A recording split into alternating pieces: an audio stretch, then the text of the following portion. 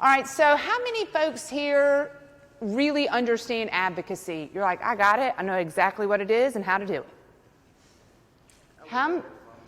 Do what? You're not quite that far? Okay. How many folks here consider themselves self-advocates? Like I advocate for myself. How many folks here have ever asked for a raise? Self-advocate, right? How many folks here have never asked for a raise? Yeah, you never got one either, did you? Yeah, right? That's when you're...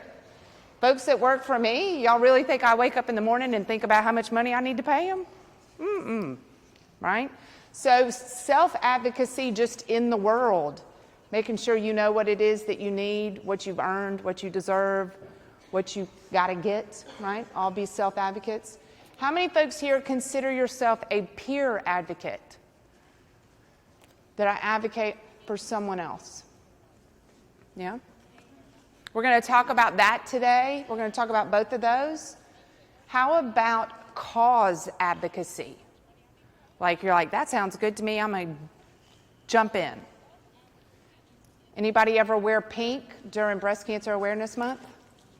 Right? Cause advocacy. Right? What about hashtag Me Too?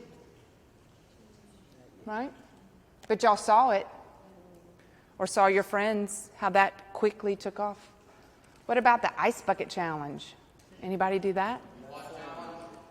The ice bucket challenge where you they dump ice water on you? Never done that. Hadn't done that. We'll do it at the break if y'all want. Do y'all remember who the ice bucket challenge was for? What that cause was? ALS. But does it resonate quickly like pink? Are you like, hang on, I remember, what was it? Yeah? I think even somebody said by the time it got to them, it was like donate to your favorite cause, kind of. Maybe it turned into more fun just to dump ice water on somebody than really capturing the movement. Anybody ever lobby? Do any lobbying, participate in lobbying efforts? All right, so that's kind of that step after cause advocacy sometimes, where you're actually trying to influence specific legislation. So lobbying, if you think about advocacy, I have way too many things in my hands and a microphone. Ugh.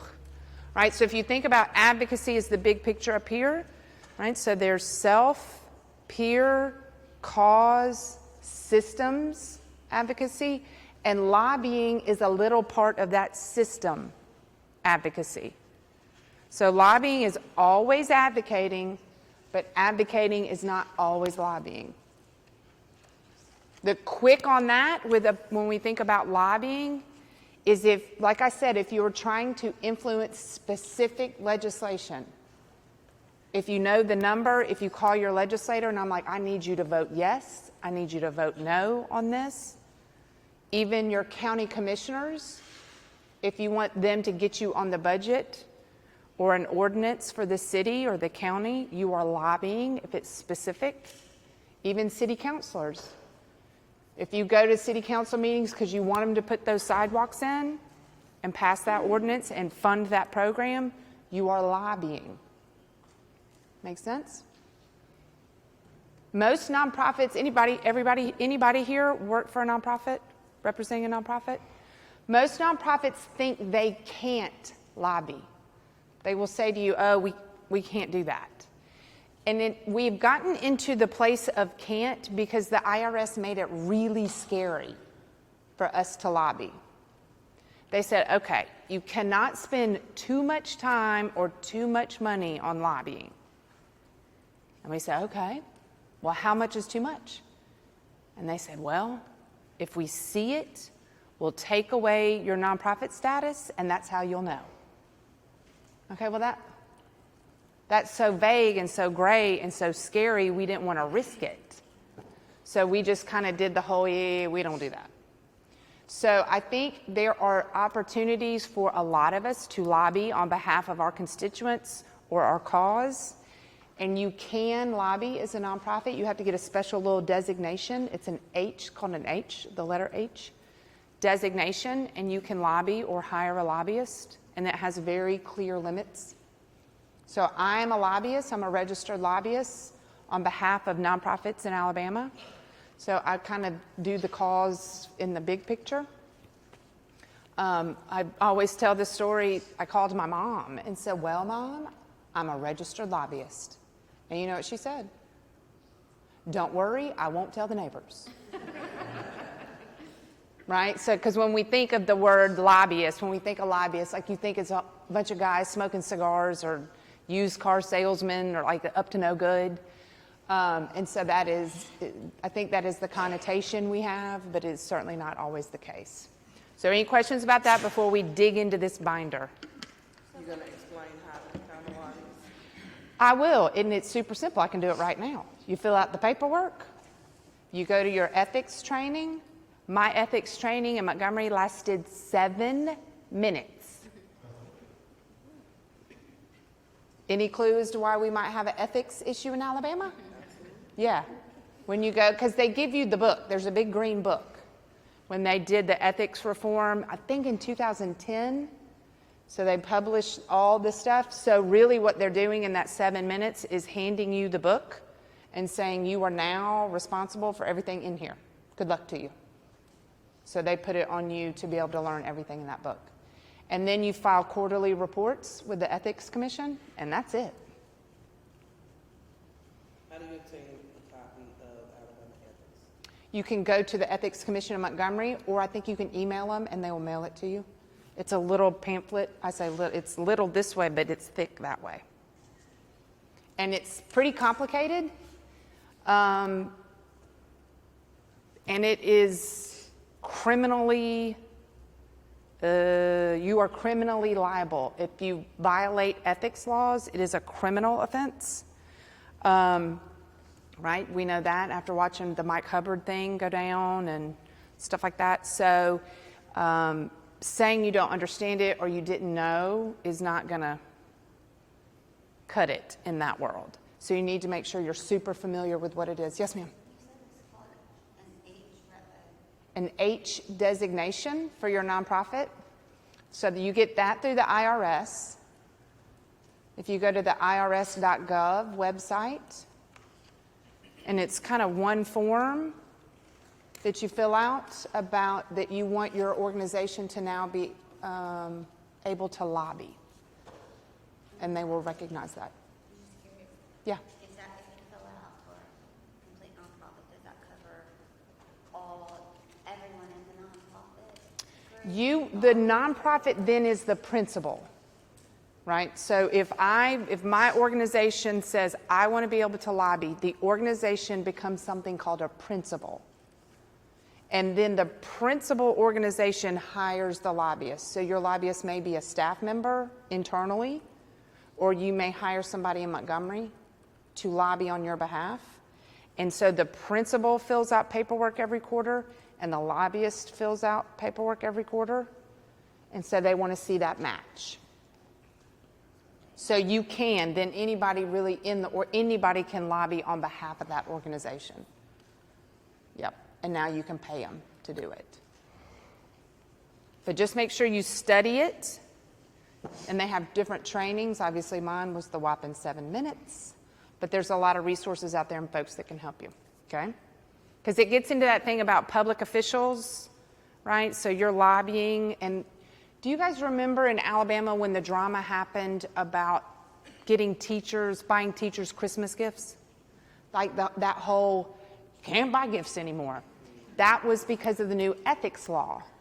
Because teachers are public officials, just like a legislator. And they can't accept gifts of value, things of value. So when you gave your kid's teacher a gift, in theory, they thought you were trying to buy them a good grade because they're a public official. So it's not just elected officials that have to manage through it. Anybody, if you get paid by the state or the county or the city, right, you're a public official. School teachers, sheriffs, they all have to manage under that ethics law. And their spouses and their children.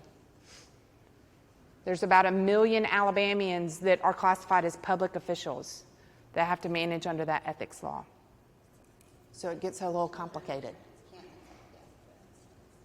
Why can't you? Sorry, Oh. children of parents can't accept, children of teachers can't accept gifts. Correct. From a constituent of that teacher. Yep. I know, it gets really complicated. Really, really complicated. Yeah. Because most people, even school teachers or principals, they don't really think about being a public official. We have it painted in our head that a public official is somebody who's elected to office, not a school teacher or a deputy sheriff, for goodness sakes, right? And then when you think about it, you're like, okay, that makes sense, because we don't want people paying off deputies. But yeah, buying your kindergarten teacher a... It's too influential. Yeah. So and the limit is, I think it's $20 a year is what they can accept. Because, back in the good old days, you could take them out to dinner, the legislators. You could drink wine, have nice dinners. No more. All right. Let's talk about what's in here. I try to go through this first with you guys. So if I should get struck by lightning inside a church, which might happen if y'all know me real well, you'll know what this is in case there's something we don't get to. All right? So everybody look at your binder. I'm going to tell you what you're looking at, and then we're going to go back and go through it a little bit. So the first tab are the slides I have up here. I gave you the slides with the little note lines so you can make notes as we go through it. I am not a fantastic PowerPoint presentation maker.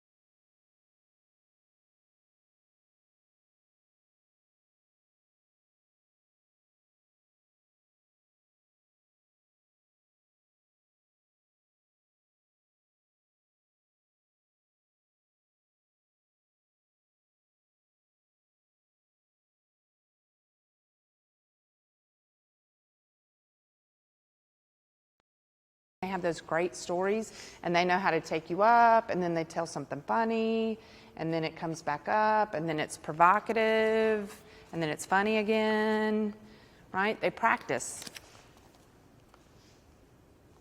Have y'all ever listened to a speaker and you feel like they're talking in circles and you just want to go, good gravy, move on?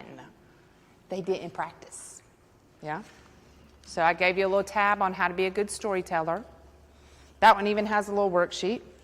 And then the Holy Grail, the Alabama legislative process. Dun, dun, dun. It is, I don't know who made this thing up. It's the most confused. They don't start at the same time every year. You never know when they're going to end. You never know when they're going to, like, you can't find them. It's like having mice in the house. You know they're in there because you can hear them. Right? We don't have mice. We have flying squirrels. Does anybody have flying squirrels in their attic? Okay. Thank you. Then when you plug up, when you call the critter getter guy, okay, and he comes to the house and he patches all the places that they get in, then you have angry squirrels on your roof trying to get into the hole that used to be there. So they're smart little boogers. And then it sounds like World War III on your roof because they can't get in and they're mad. And then you see your neighbors and they go, oh my gosh, we have squirrels in our attic. That's because they left my house and moved in with you. Yep. Have y'all ever seen them? They're like little chipmunks. They're teeny tiny little things, but I thought ours were like on roller skates or something up there. So they make a ton of racket. But anyway, so legislators are might be a little bit like flying squirrels in the attic. They're cute, right? You know they're in there. You're not exactly sure when they meet or when they get together. Sometimes they get real angry and you hear about it on TV, right? But you never actually see them. So we're going to talk about the process there. So you keep that Alabama Arise. I kind of snaked this from Alabama Arise. But it's got some really good information. And yeah, I even gave y'all some phone numbers and websites and stuff like that to go back to.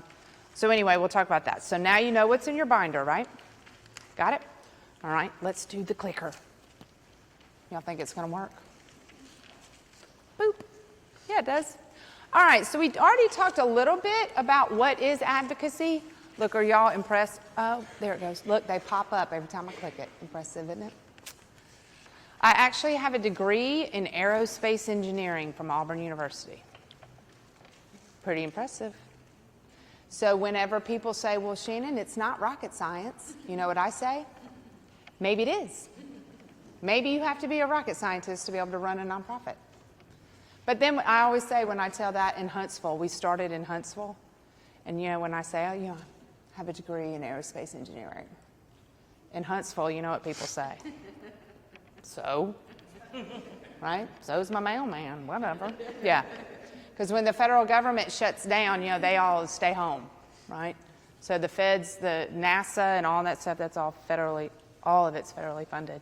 So when the government goes through the shutdown, there are, you know, thousands of unemployed aerospace engineers, I guess working at Home Depot or something. I don't know.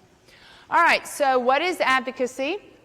We talked a little bit about that. I'm not going to read you verbatim these slides. If y'all ever been where somebody has a PowerPoint and they just read the slides, and you're like, you could have just emailed them to me, right? You don't need to read them to me.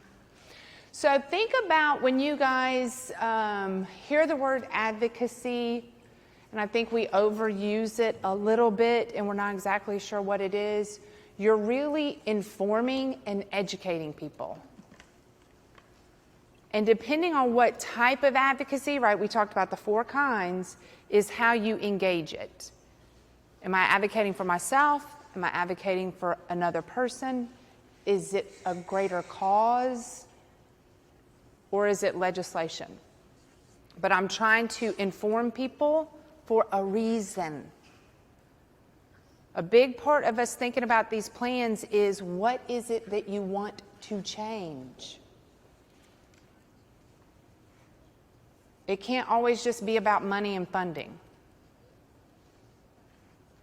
Because if somebody says they're going to go to Montgomery because they need more funding, you know what my question is?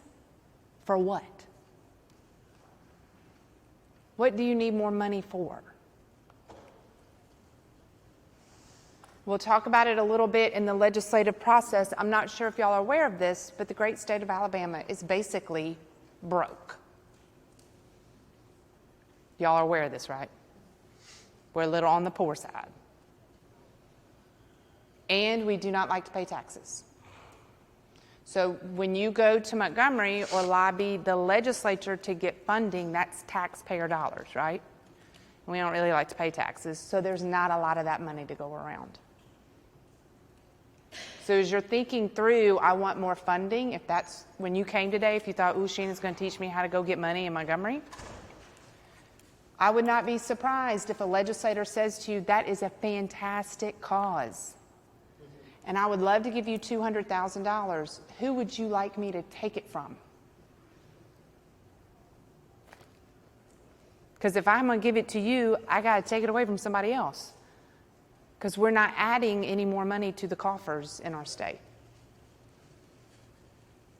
What do y'all think is going to happen? You know, one of the big issues, two big issues that the legislature is going to tackle this year, the lottery, once again. I'm about sick of that one, but it's going to come back. And the gas tax.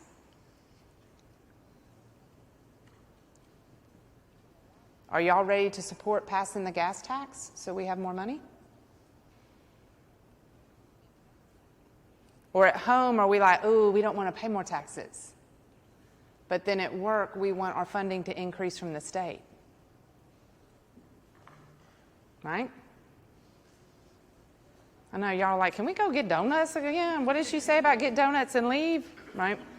But when you think, like really, when you think about it in those terms, now you have to really think about that plan differently. Had anybody here manage people, like they have people that work for them? Right? One of my biggest pet peeves in all my years of managing people is when employees, or maybe even kids, anybody in here have kids? Anybody in here have teenagers? Ugh. Ugh. I have one left at home. He's round in the corner. He's a senior. Can you tell I do not have empty nest syndrome?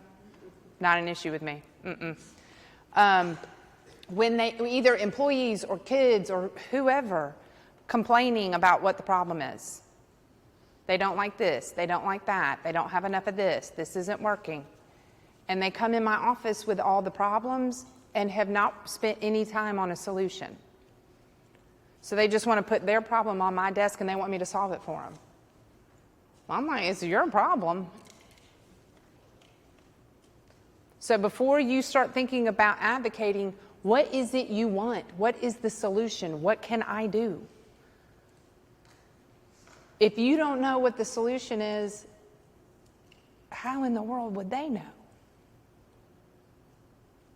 Because John, does anybody here know any legislator, senator, or representative? They're just average walking around Joes. Anybody know one that got elected and you're like, seriously? That's who we're going to send down there to take care of things. He's not the brightest bulb in the pack. And they have to become experts in health care. Anybody here ever tried to read Medicaid and Medicare, blah, blah, blah? Get through that? But they've got to be an expert in that. They've got to be an expert in education. They've got to be an expert in mental health issues. They got to be an expert about kids and early childhood development, agriculture, water and soil issues. They need you to be the expert. They're not going to solve it for you. Right? Same thing with taxpayers. Same thing with donors. Same thing with supporters. What's the plan and what can they do? Okay? Ooh, y'all like, look, we're just on the first slide. This is going to be a long day. All right, so we talked about the 4 forms already. I'll put them up here. Self-advocacy. I want y'all to be better self-advocates just in general and in life. Y'all know women still don't make as much money as men do. Like, we hadn't even fixed that yet. Don't they have a day, like in March or April, that we hit the day? Like, there's the day, we have to do all of that, those early days throughout the year before we level off with guys. Y'all know what I'm talking about? Isn't it in March or something? Yeah. That's the day? Yeah. So even all the women in here, we need to be better self-advocates. Like, you don't need a raise just because you're a girl. That's not what I'm saying. You don't need a raise because you're a crummy employee and you're a girl and you just want more money. That's not what I'm talking about. But when you knock it out of the park, you need to be, in the averages in the country, we need to be making as much as our peers. It shouldn't matter if we're men or women. Do y'all know how many women executive directors have employment contracts? Less than half. Do y'all know how many male executive directors have employment contracts with their board of directors? About 90%. Why is that?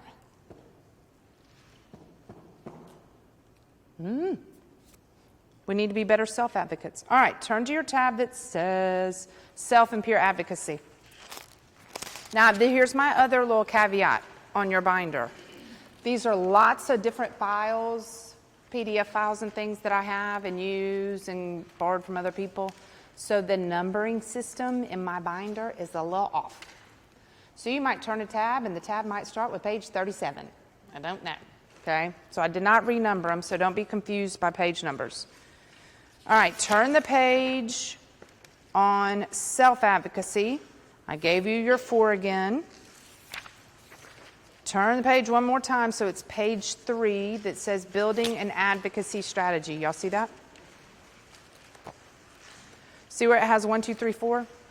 Circle that with your pen and put a big star by it.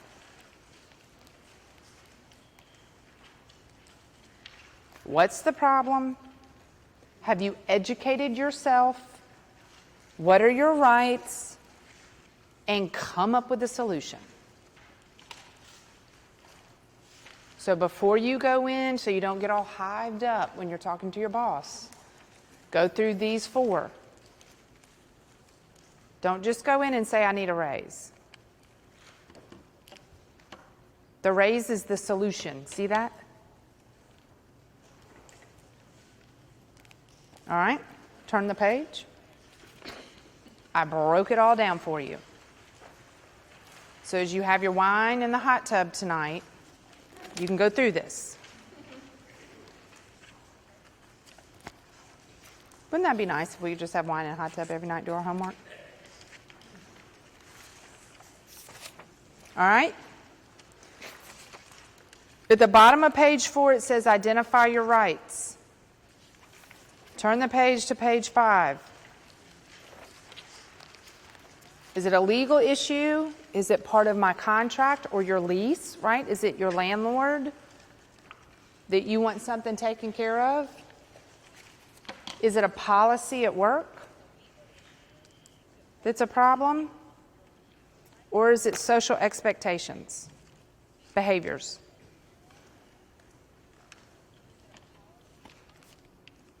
Do you think just because we get a law passed that makes it legal or illegal to do something or not do it, that solves it?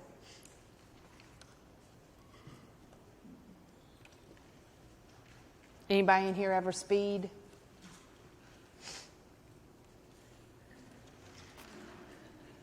Right? It's probably advocates that got speed limits changed in places because of car accidents or automobile deaths, that they were like, we gotta slow down. Did it solve the problem in and by itself? What about drinking and driving? That's been illegal for a while, right? Was it the law that changed people's behavior? Did mothers against drunk driving? That was what started to change behavior.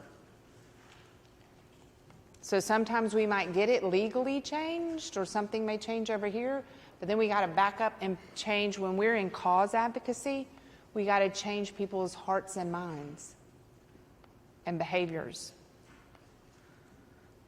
Sometimes it's easier to get the law changed than to change somebody's behavior. Right? If you have 50 senators to convince compared to 1 million citizens to convince. So you want to do your homework and figure out which one this falls in, whatever your problem is, and know your rights and where you're going to start. And don't think that you just stop at one of them. Like, whoop, got the law changed. People break the law all the time. When did Americans with Disability Act pass? How are we doing on that? We celebrated the 25th anniversary roughly 3 years ago. Okay, so 25, it's been 25, 30 years. How are we doing on that as a country? Right? So we've done the legal part. How are we doing on the hearts and minds part? Right? We know we still have some work to do, that's the space we're in. We're in the hearts and minds space, not necessarily the big. Then there may be issues that come up that we've got to tweak it and figure it out and something's changed. But y'all see where we're more in the hearts and minds space on ADA? What about smoking? Do y'all remember the good old days when you could smoke at work? Hello, loved it. Raise your hand if you just choose not to smoke every day. Raise your hand if you miss smoking. I can't smoke at all. Good for you. For those of us that miss smoking every day, right? When the phone would ring and you'd find your cigarettes before you answer the phone. Because we had phones with cords, girls, over there, my young whippersnappers. Phones had cords and there was a radius. That was it. That was as far as you could go. Even when we got rid of the cord, it was a cordless phone, but it was still like a radio. So you could only get so far away from the main thing. And the phone would ring, and the first thing I'd do is find my cigarettes, because it might be somebody good on the phone. Smoke and talk. Right? Now what happens if somebody lights a cigarette somewhere? Anywhere. We're like, oh, she's smoking. And what about your kids? Right? They come home from school, you light a cigarette in front of a kid, and they're like, you're addicted to drugs. Right? Look how we have changed people's hearts and minds and behaviors about smoking. So we know we can do it. What about, right, so I am, as I say about myself, I am looking straight down the barrel of 50. Anybody here feeling my pain about to be 50? I'm not enjoying that at all. Wasn't it Oprah that was so excited when she turned 50? Yeah, I'm not tapping into that at all. It's not happening for me. But y'all remember when we were little in the cause campaign, the Hearts and Minds was about litter and garbage. And y'all remember the Native American guy with the tear in the garbage dump, right? And then we found out he was Latin American. He wasn't even Native American. Y'all know that? He was like from Mexico or Colombia or something. And the animal, the pandas and the bald eagles. Like we thought there was one bald eagle left in the whole world. And the baby seals, oh my gosh, so that made us so aware of extinct species and taking care of them, right? Do y'all think that's all accidental? What? That we change our behavior, that people get us to change our behavior? I don't think it is either. I think somebody did this stuff and planned it, right? All right, so there's your self-advocacy toolkit. Flip through those pages. See where I take you all the way through, even step 3. Asking you the questions. What are possible solutions? What are the barriers to the solution? So the solution might be that you get a raise. The barrier is your company is broke. What do you expect the other side to do? So be prepared when you're going in. Do you think you should not have the conversation with your boss because you know y'all don't have it in the budget to pay you? Do you just go, well, forget it, we don't have the money, company doesn't have the money? No, we're still going to go. So when we get to analyze the solution, like right now, we know there's not a solution, but it doesn't negate the fact we need to have this conversation, right? If you need something that's a long-term project that's going to take a couple of years or whatever, you still need to have the conversation. And when you do your homework and you go in and you bring the solution, or you say, I understand there's a barrier to this solution, what is their impression of you now? Informed, a partner, thoughtful, not just the squeaky wheel. Even though the squeaky wheel does get the grease, right?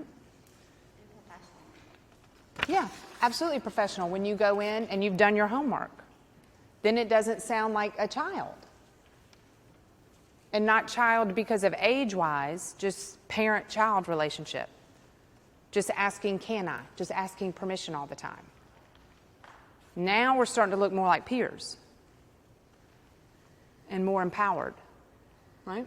Which empowered is an overused word too. Do y'all agree? Possibly? Like people use that word all the time. They're like, I empower teenagers. To do what? Right? I think capacity in the nonprofit world, capacity building, we overuse that to the point that I don't even know what that means anymore. We've overused empowered, right? We're all empowering people. I don't even really know what that means anymore. And economic development, that's the other one, right? When people are like, I do economic development. What does that mean? Do y'all know what economic development means? What? Economic development. Do you know what that means? Do we use it all the time? Do we hear it all the time? Like I think this group, it means jobs. This group, it means businesses come to town. This group, it means people have healthy neighborhoods. I don't know. The Chamber of Commerce thinks it means shop local. I don't even know what that means. All right. I told y'all I'd get off topic, didn't I? I threatened to tell you. All right. So I gave you through your plan. You got it? So now I broke out 1, 2, 3, and 4 for you. So if you need to be a good self-advocate, now you got the tools to do it. Look at your informal advocacy plan. This is when you're going to have the conversation with yourself. If you are unhappy about something, start here. Do you even know what the problem is? There's a technique that I use with organizations and leaders and teams. It's called the 5 whys, W-H-Y. Have y'all heard of this? So when you're trying to kind of, like if you're like, what's the problem? I hate my job. Okay, well that's a little big. We got to drill down a little bit to try to figure out what actually the problem is. So you ask yourself why 5 times.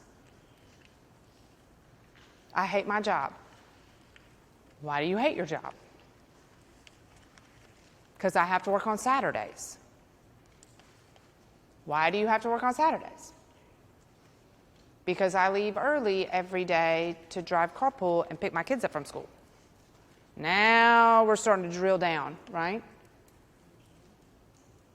Then you don't feel so overwhelmed. People use that word a lot too. I'm overwhelmed. Everything is not huge. When you drill down, you can start to find solutions to the things that are causing you the ache. Okay? So when you work on this little worksheet, try to drill down to real specific, what is the problem? What's your goal? What facts do you know? Is there more stuff? How can you get more information? Have you built a network? Do you have people to call? Call your mom? Okay, you got that? Look, I even turned the page. It keeps going. So you got a great little worksheet here. I'm not going to go through all of it.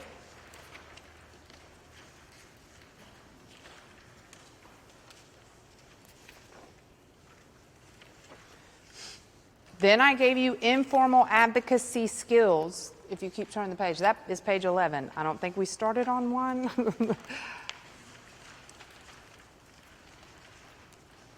So this takes you through what are the skills you need to have.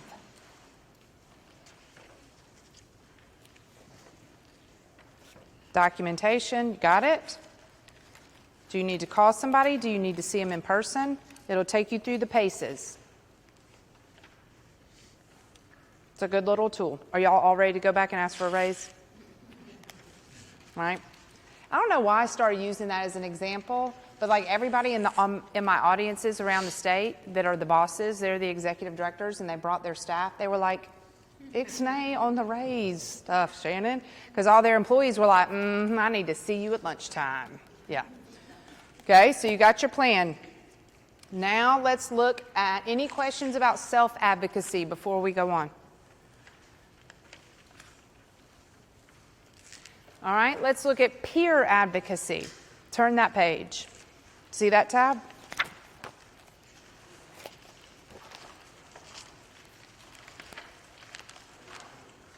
You see where it says there are two distinct functions of peer advocates? Y'all circle those. Raise your hand again here if you consider yourself a peer advocate. You are advocating for someone else besides yourself.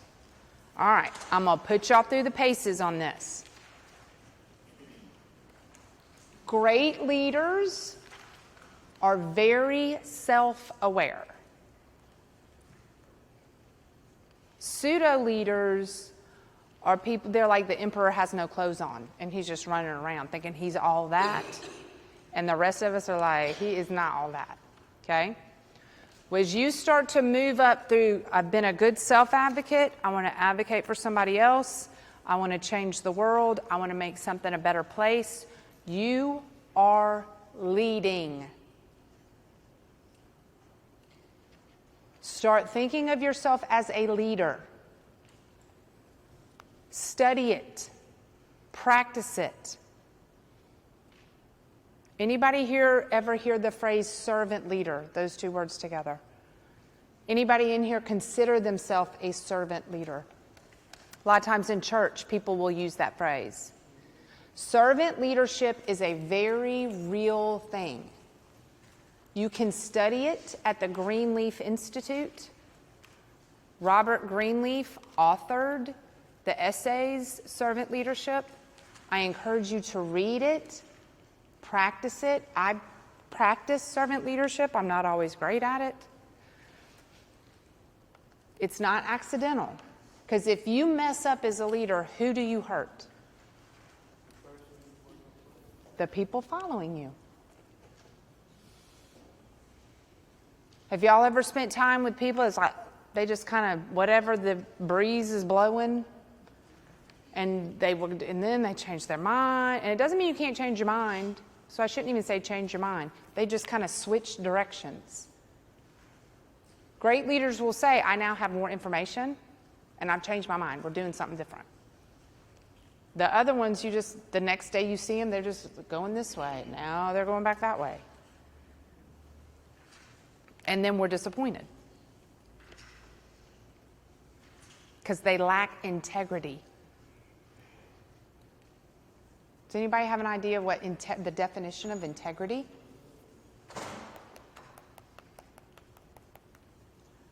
Who wants, and y'all share with me, what do y'all think integrity means? Like, what does it mean to you?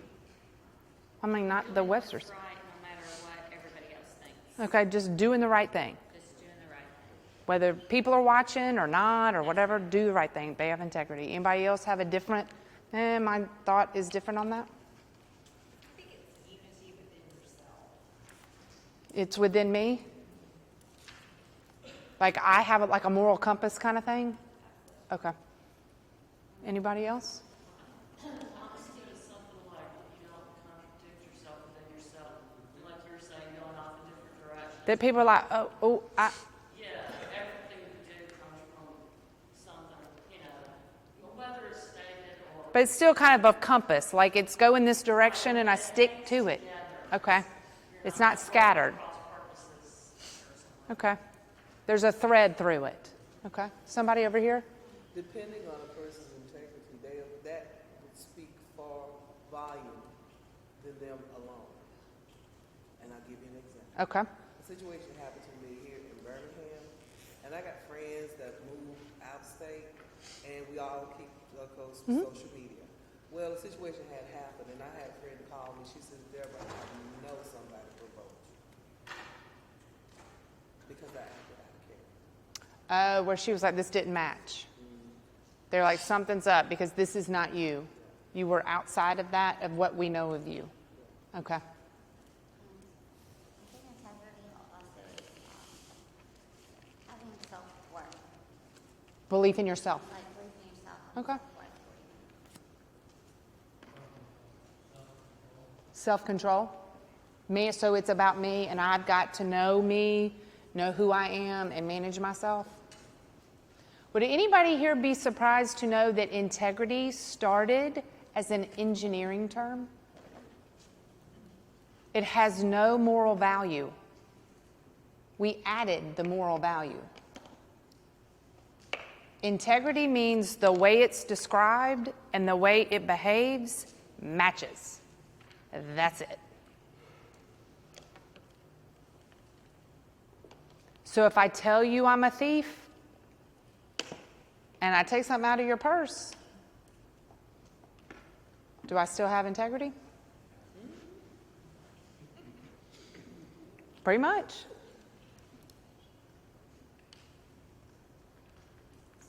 When people are scoundrels and they say, you know, I struggle with not being a scoundrel, and then they do it to you, are you surprised? It's when people are like, I'm this, and I'm a Christian, I'm this, and I'm so honest, and I love my wife, and I'm a family man, and I'm a family lady, and I'm this, and I'm that, and then we turn on the news, and we're like, the governor's got a girlfriend. Huh?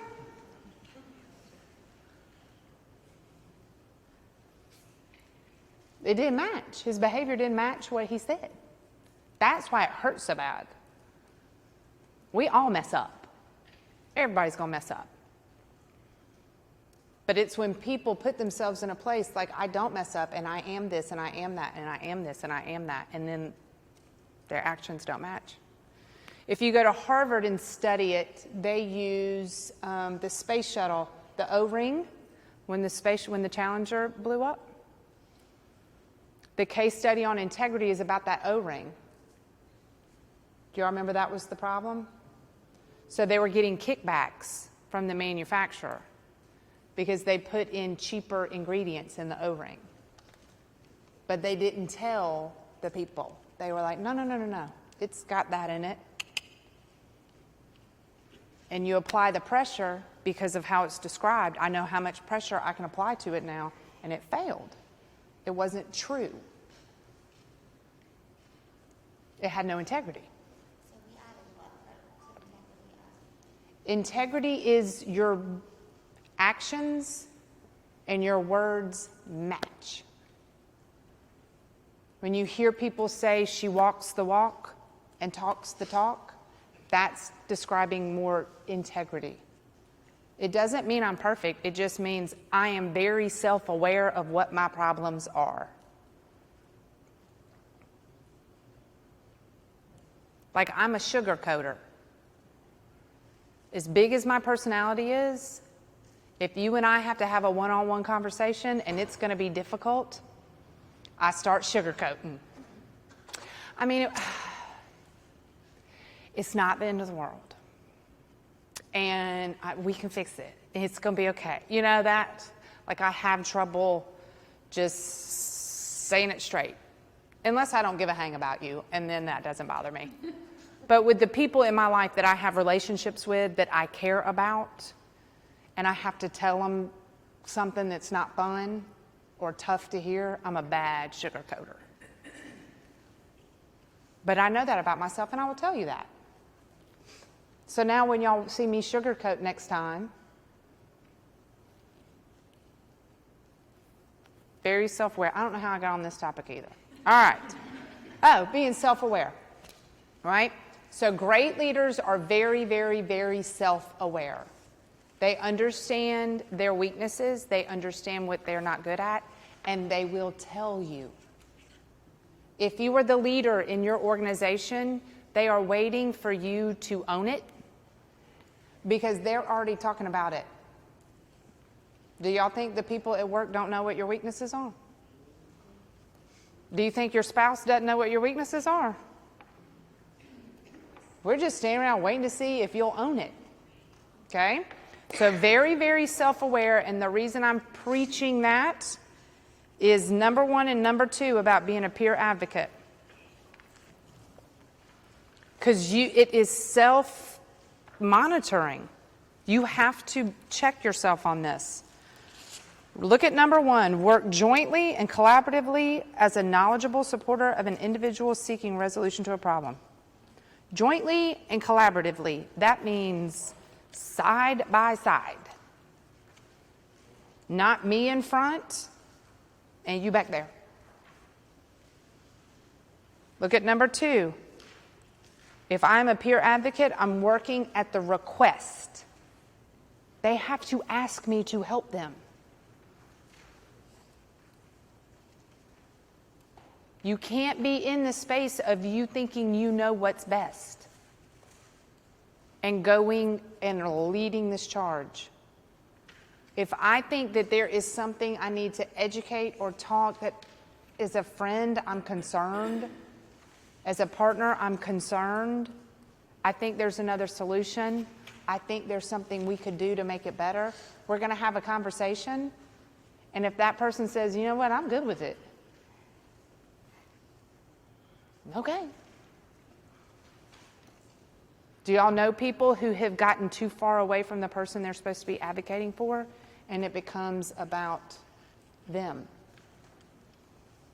So that's why I say that you have to be very self-aware. You have to look yourself in the mirror and know that it is not about you. Sir, if you consider yourself a servant leader, servant leadership is ego-less, which is what makes it so stinking hard. So, and y'all know it when you're in ego, when you're in that place where it's all about you. Listen to yourself talk. If your first reaction when you're trying to be sympathetic or empathetic to someone and they tell you something's wrong and your first reaction is like, well, you think that's bad. Guess what happened to me yesterday? If that's your first thought is, oh, I got one better than that, you are in a place of ego, not a place of serving that person.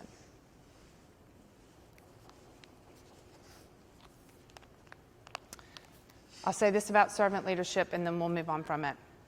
If you study it, if you are a Christian, you will recognize your faith in servant leadership. Kind of like lobbying and advocating, you do not have to be a Christian to be a servant leader. But it is framed in the Christian faith. Greenleaf was a Quaker, I think. Do y'all ever say things and you really believe it and then you have no idea where you reference that and you're like, I might have made that up? I need to Google it, or somebody can Google it on the break. But I think he was a Quaker. But he worked for AT&T and he studied very successful teams and he started to write essays. And he said groups that succeed in that good to great space, the leaders serve first. That's where the phrase came from. And one of his, as he looks at your behavior and your skills, trust is very, very small in servant leadership. It's about being able to keep a privacy and being above corruption. That's it. And as I studied it, and I won't put y'all all the way through those paces, Greenleaf's definition of trust. Have y'all read the book, Who Moved My Cheese? Have y'all read that book? All right, I'm about to move your cheese. Ready? Greenleaf's definition of trust is the ability to listen to another person and be changed by what you hear. How about them apples? Because for the rest of us, most of us feel like we kind of fall in two categories. We're the person that if you say, do you trust people? Like you just trust everybody up front. Like you meet them, you're like, I'm all in until you blow it. Right? But I will give you all of my trust up front. And then if you mess up, I'll take it away. And then the other group is like, yeah, not so fast. I got to watch you for a little bit and see how you behave. And then slowly over time, you'll earn my trust. Right? Do y'all feel like those are kind of the two categories most of us fall in? With Greenleaf's definition that trust is not a thing that you give and take away, it lies within you. When people show you who they are, believe them and move on. And let go of that, can I trust her? Can I not trust her? Trust yourself.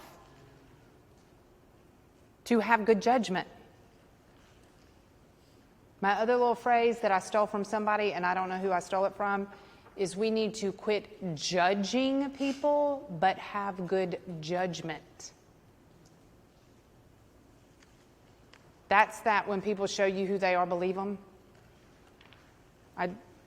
It was funny, I told this story in Montgomery, and then somebody came up to me and was like, you're talking about Allison Black. Yes. All right, so Allison Black Cornelius, I don't know if y'all know her. It's a long name for her to have to sign. I won't say it again. She runs the Humane Society here in Birmingham. My best friend, my business partner when I was at Blackfish. Girl cannot keep a secret to save her life. She will stand up in a room full of people. She tells all her business, if y'all know her. Do y'all know her? She tells all of her business, and she will also tell yours to huge audiences. Does that mean I don't trust her? What does it mean? Just don't tell her your business. I don't tell her stuff I want repeated. That's it. Like, it's not a huge production of, well, now I can't trust you. No. I just don't tell her secrets. And then when she goes, you didn't tell me. You know what I say? You're correct. I did not. Because you can't keep your lips shut. If you have a friend who's always late, does that mean you can't trust him? Don't call him for a ride to the airport. Move on. Yeah. Or be like, look, it's really important. I want to be there early. It's my daughter's wedding. I'll meet you there, right? Don't hitch your wagon to the late train. But it doesn't mean, oh my God, I can't trust her anymore. So it's tough to get to if you guys study servant leadership, and I encourage you guys to. I think in the sector and the work that all of us do, the only currency we have is love. We're going to have to love each other through this kind of stuff. And servant leadership, it really is about loving people through those things. And it is one of the tests of servant leadership is, are the people who follow you more autonomous and freer and more likely themselves to serve? And I think especially in the world as service providers that a lot of us are in, when we want to be good peer advocates and cause advocates, we need to have that test. Are the people that we are working with or advocating for more autonomous and freer and more likely themselves to be a servant leader? To pay it forward, pass it down, whichever way you want to call it. Right? Do y'all see that link in there? For me personally, the link. So that's, I put you through the paces on this in peer advocacy. Blueprint for success, how you're going to do it. Look at peer advocacy blueprint for success. 1, 2. Turn the page to that page 36. Look at that last bullet. Am I enabling and empowering the individual to be her or his own advocate? Are you working yourself out of a job? And teaching them so they are better themselves because you are part of this with them. Right? Like as a parent, that means you're not being a helicopter mom. Anybody in here a self-proclaimed helicopter mom? Good. Oh, look, she's like a little bit, but I'm not going to raise it real high. I was going to say, let's talk about them. Yeah. Y'all know what I mean when I say helicopter mom? Like, it doesn't mean that you fix the problems that your kids have. It means you set the world up so they never have a problem. Big difference. Anybody in here ever wear a retainer to school? Anybody in here ever throw it away in the cafeteria garbage can? And you knew, I mean, the minute you realized it, you were like, and your parents told you, don't wrap it in a napkin. And even your orthodontist said, when you take it out at lunchtime, don't wrap it in a napkin because you're going to think it's trash and you're going to throw it away. And our mothers told us how much that thing cost every single day, didn't she? Do you know how much I pay for that thing? Yes, mother, I know, you've told me. And then when your stomach sank when you realized you had thrown it away. And then you get home, and my mom had the magic gift. When I would walk in the door, she'd look at my face and go, what's wrong? What'd you do? And she would always say to me, if you will tell me what's wrong, I might be able to help you. Peer advocate. I had a problem, I needed her help, and I asked for it. And then we had to go up there and dig through the trash. Right? So your mom calls the school and says, have you guys processed the trash yet? Don't touch a thing. We'll be right there. Is that being a helicopter mom, or did I watch my mom problem solve and learn that if something bad happens, if you speak up, you might be able to fix it? That's not what we're doing with kids now. We are creating a world where they never have to deal with that. Like somebody else goes through the trash every day, and if there is a retainer in it, they bring it to the office and they do a DNA test and whatever, and it magically just appears back in the child's bathroom where they never even knew there was a problem because we don't want to worry them. We don't want to worry them with that.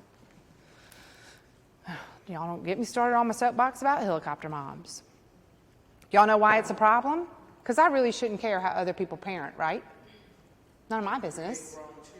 Honey, I'm about to have to employ them. And so do y'all have problems at work or a crisis at work sometimes? Every single day, by 8:30, something is on fire and something has fallen apart. Y'all want people in there who can't figure out how to solve a problem? Or they're constantly bringing their problem to you like, something's wrong with it. Figure it out. Use your resources and solve it. So when our moms helped us and we went and dug through the trash, we were learning from her how to solve our own problems. Right? So that's where you have to check yourself. Are you empowering them, or are we just doing it all for them?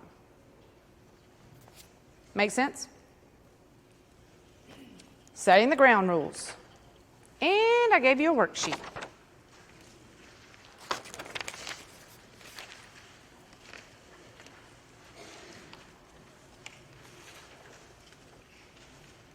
Pretty cool, yeah? Y'all didn't think it was that big of a deal.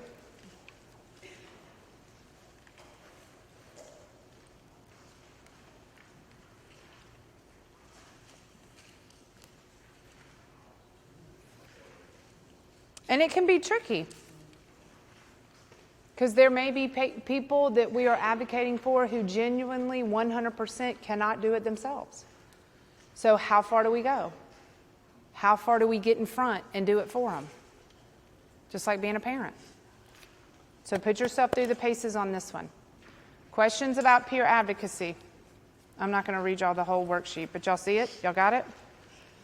More fun things for the hot tub and wine?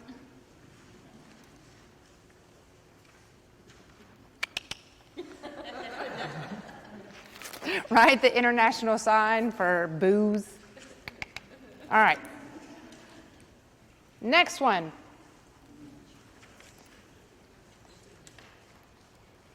Do y'all want to take a powder your nose break before we keep going? Will y'all come back? Do you promise? Because, you know, sometimes, as I said in another group, it's like herding cats. I let y'all go, and I can't get y'all back. But then one person in my audience said, you know how you herd cats? Move their food. And I was like, oh, think about it. If you have a whole bunch of cats at home and you walk around with their dish, they will follow you, won't they? So I might move your donuts if y'all don't come back. All right? How about I'll give y'all a 10-minute break, but don't go over. So you got to be back at 10:28. Got it? All right. I'm not sure where the restrooms are. Yes, ma'am. The book on servant leadership. Didn't you say there was a book?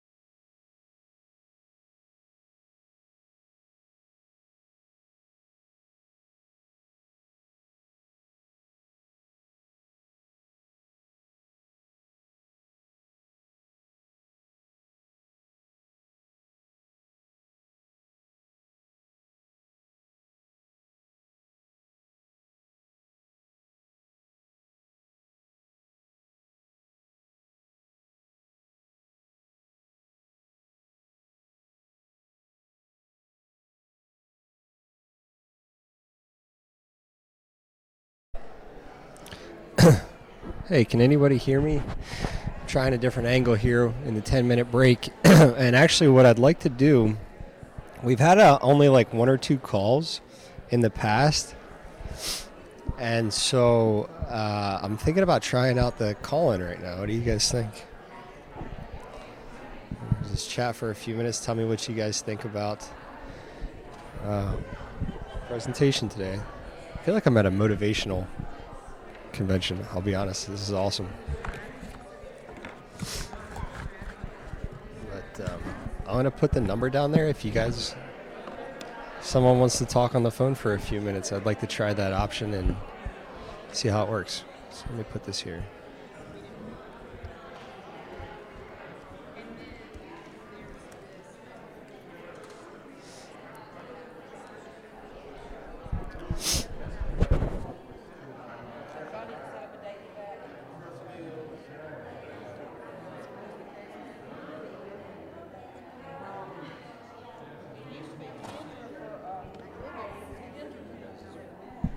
My nose is running, so you guys have been hearing me sniff like crazy in the background.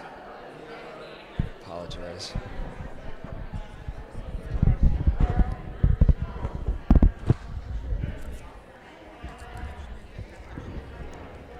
We've had some, I've had some technical problems the last few broadcasts, so trying to get all that worked out. We just got this new camera.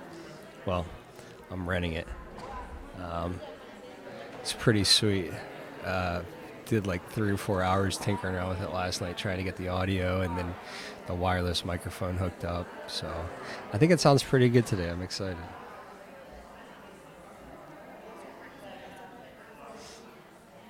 Oh, I need my aux cord.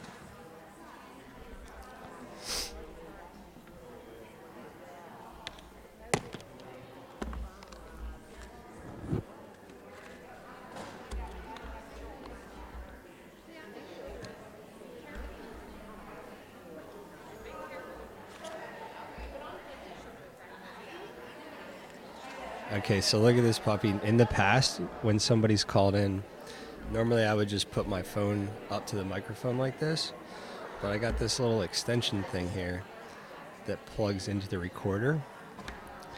So I have to plug this in here, and then when somebody calls in, I'll plug this end into this handy dandy recorder, and I'll plug this end into the phone, and then if somebody calls in, it'll be like you're right here with me on air instead of just holding the phone up to the microphone.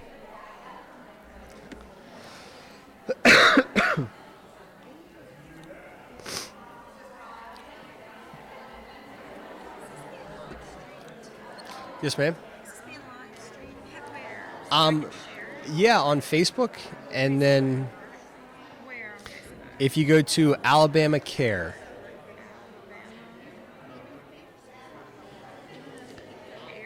Yes, ma'am. And then just Care. You could try just searching for it, and then it'll pop up as the sailboat. Yep. And let's make sure it's working on there. It's working on mine, but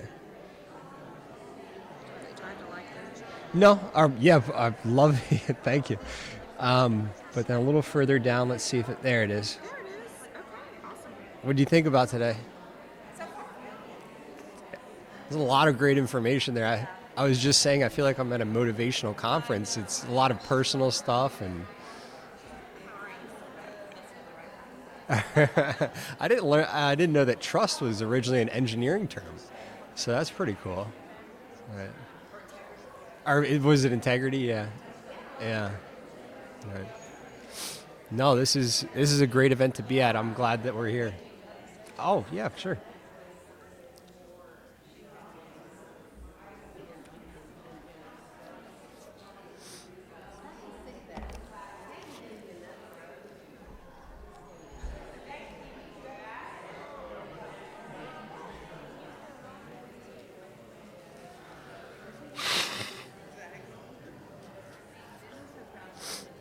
Allergies or something. This weather's got me going crazy. I tell you, last week I had the flu literally from like Tuesday to Sunday.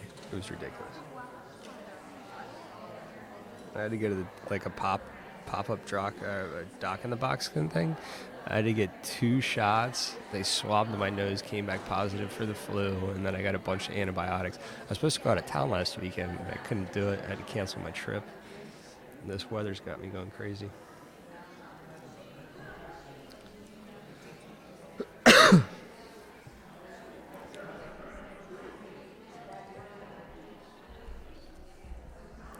So a lot of the things that she's talking about, I'm trying to find them in the link that I put there, but it's different than the workbook. They're not like the exact same pages. So I thought about putting that up like in the background here.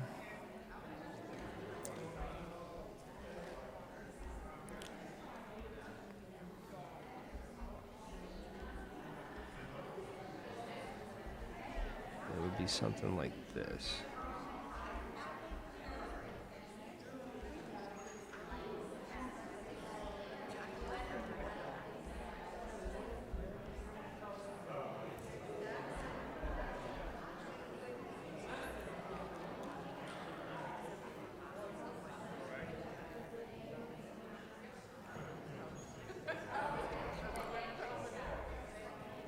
Yeah, but see, I can't find like the exact page on the link to when she's talking to in the handheld one.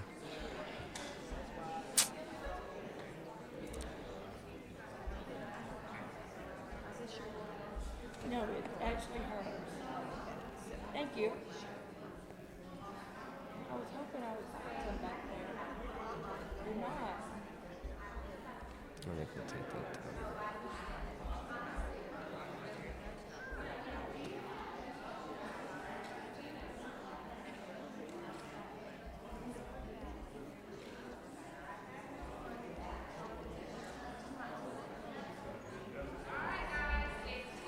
All right, we're coming back in, so I am going to mute my mic and we're going to get her back on.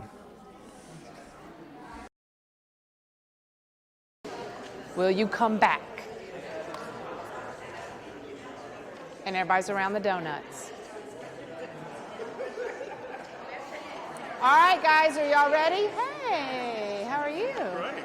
Good to Great. see you. Good to see you. Glad you're here. Did you just drop in? Yeah, I got accreditation in the house today. So Yeah, I hear you. the carpet's there. So. Yeah, okay, good. Good luck to that. Yeah, Look, and we have a bean counter. So. but you've been through that so many times. Still. But I know it. I know it. It still makes you get a little flop sweats, a little bit. Yeah. You doing this going good? Yeah. This is our last one. We did Huntsville and Montgomery, Mobile. It's been good. I've really enjoyed it, and it's always a good mix of folks in the audience. So we have a good time. You know, all I need is a microphone. I'm good.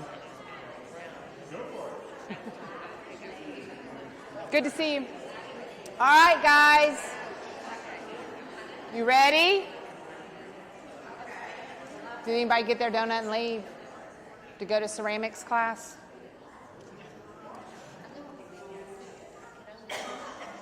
All right, any questions on self or peer advocacy before we kind of move on?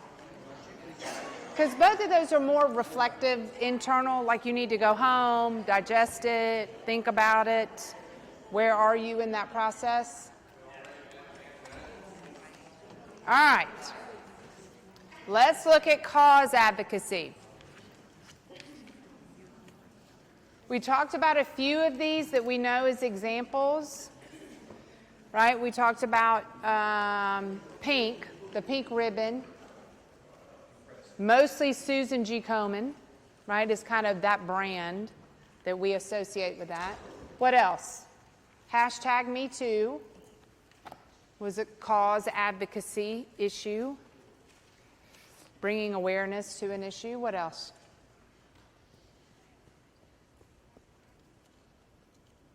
Ice Bucket Challenge. What other ones have y'all participated? Has anybody else here participated in other ones?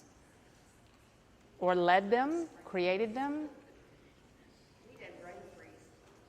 Say it again? Brain freeze. Brain freeze? Traumatic brain freeze. Oh, I didn't see that one. Do you give yourself brain freeze? Oh, Well, we really don't want people to give themselves a true brain freeze, but to raise awareness. yeah. We had them eat whatever cold thing that we had to Yeah. give away, and did pictures and did it on social media to raise awareness. Oh, okay. Did you come up with a hashtag? I'm sure they did, but I'm not a hashtag girl, so I don't remember. Yeah, when did we start calling it a hashtag, not a pound sign? Right? When we grew up, it was called a pound sign. And then one day somebody said, hashtag. Okay. And of course, then my mom is like, how do I get a hashtag? You just write it down. Like she thought you have to register it like a website or something. Yeah, but even I struggled with that a little bit. Do you guys see where hashtag something something is cause advocacy? If you post a picture and you tell everybody do a thing and put hashtag Shannon's the best, right? That's what you're doing. You're trying to create that movement of something. And you're more likely to participate if you understand why. And I think I upset somebody at one of my sessions, because as consultant, Shannon, y'all know the other word for consultant is like critic. Like we just get paid to pick things apart, right? And find the flaws in things and try to put it back together. That's what consultants do. So I pick apart other people's things so we can learn from them. And I want to hold it up and make y'all think, oh, I didn't think about it that way. When you think about the ice bucket challenge, I use that as an example. When I gave y'all the how to make the plan, wait a minute, what did I do with it? That I said, look at number 6 with the ask. Was that grassroots advocacy? No. What was it? The advocacy plan? Nope. Was it under cause? Where did I find that? Is it crafting a message? Was that it? Let's see.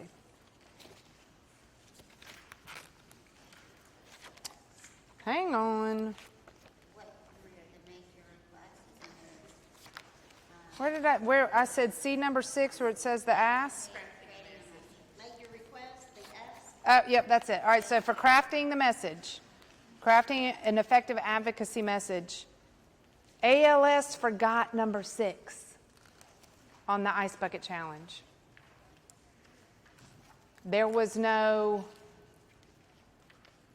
now wear red to work, wear the pink ribbon, like what, oh. And that's where it got lost, and it slipped away from them, because we all did it. And it turned into something fun to do to your mom. And video it and put it on social media, because it was a hoot. But we lost it, there was no ask. Like, where was the text? Like, you had to send a text to donate $10, and they would post the video, or whatever it was. Do y'all see what I'm saying? Then you could come up with the coolest thing on the planet, and if you don't have a good plan, you're going to lose it. It's going to slip away from you or get in front of you. Y'all, excuse me, I don't want to cough with the microphone on. So that's why I said make sure you have a good plan.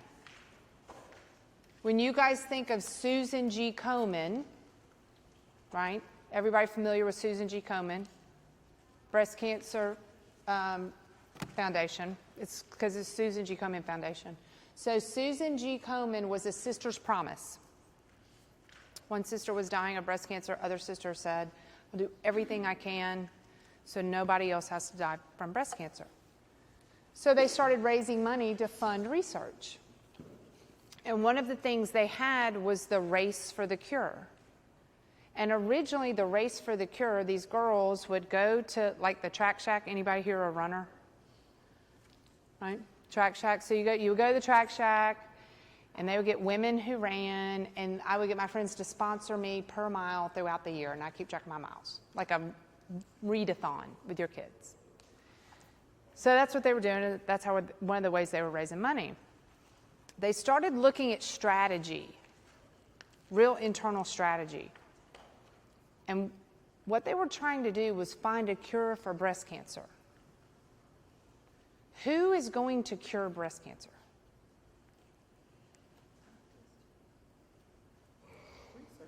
Researchers. Who is the #1 funder of cancer research in the United States? What organization is the #1 funder?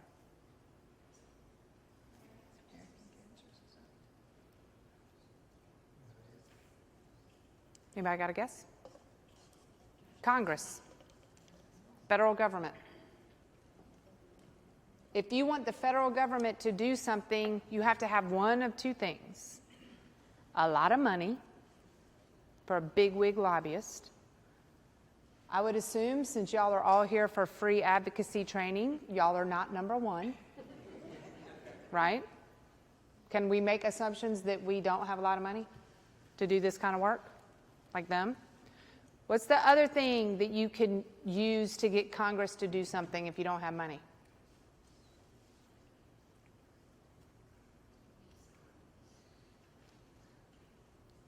Think about it.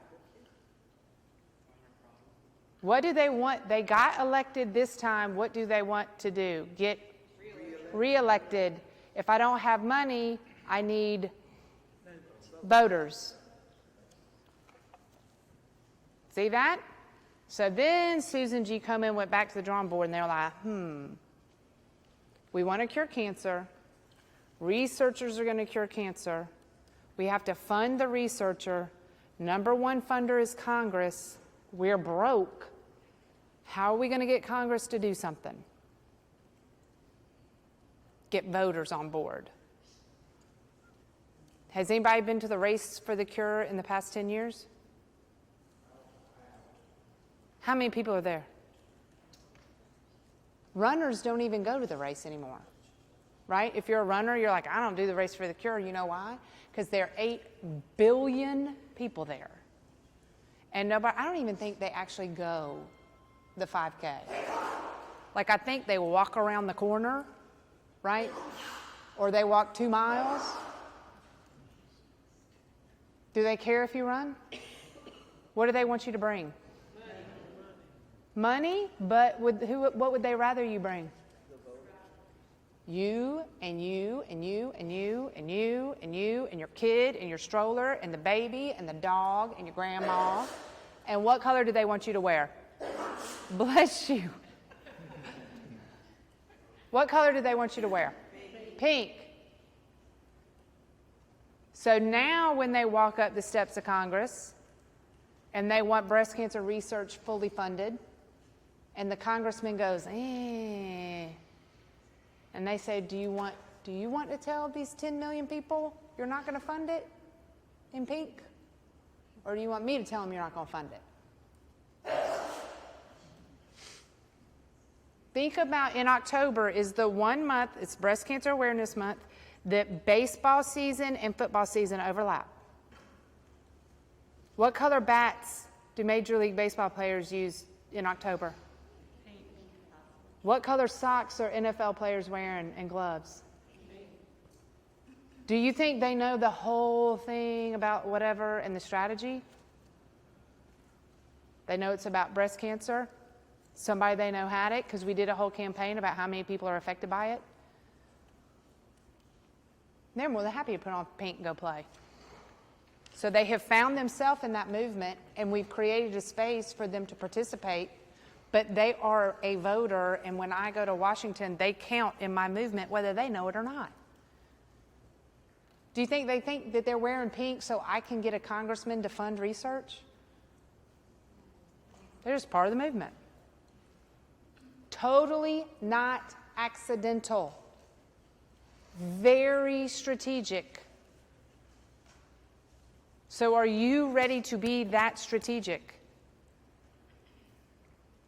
And it may not be creating this huge, huge, huge million of people in pink. What about the autism bill last year? Did y'all see any of that? How'd they get that passed? Did they have 10 million people down there? Mm-mm. Did anybody go down there and see it? Mad moms. Moms who were like, I'm not leaving and I'm not taking it. And then the legislators, the female legislators resonated with the moms, and the male legislators, their wives were like, if you come home and you vote no on that, you're in trouble. And it doesn't mean that dads didn't care, but what was the strategy? Moms. Passionate, smart, no surrender, tough as nails, moms. Like, if y'all ever go to fundraisers and they like show the sad video, right? So sometimes, like the ASPCA at Christmas time, the Arms of an Angel thing. Oh, look, I'm like, turn the channel. I can't even watch it, right? So maybe that's the direction you're going. Maybe you're going to pull at heartstrings. Maybe you're going to have mad moms. Y'all know legislators have this spouse group. Because it used to be wives, but now it's husbands and wives in the group. They have the legislative spouse, I don't know what the whole club, it's an official club, they have them. Maybe that's your group. If you're doing the little heartstrings thing, and you create a space where everybody can find themselves in your movement, that everybody knows somebody kind of thing, maybe the legislative spouse group is the way to go.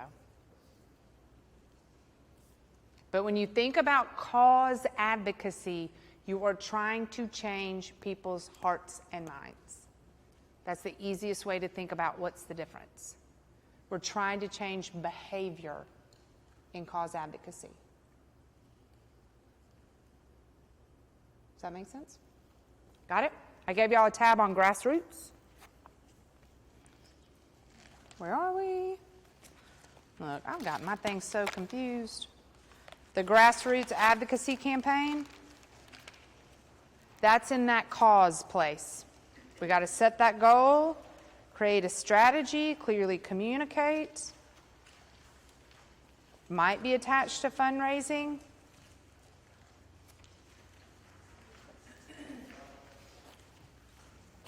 Questions about cause?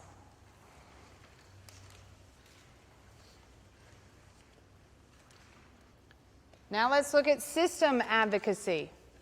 This is where we are lobbying, usually. Because we have determined in our research there is a barrier that is going to require a change, a legal change, or a policy change. Because we identified that as a barrier to what the problem is.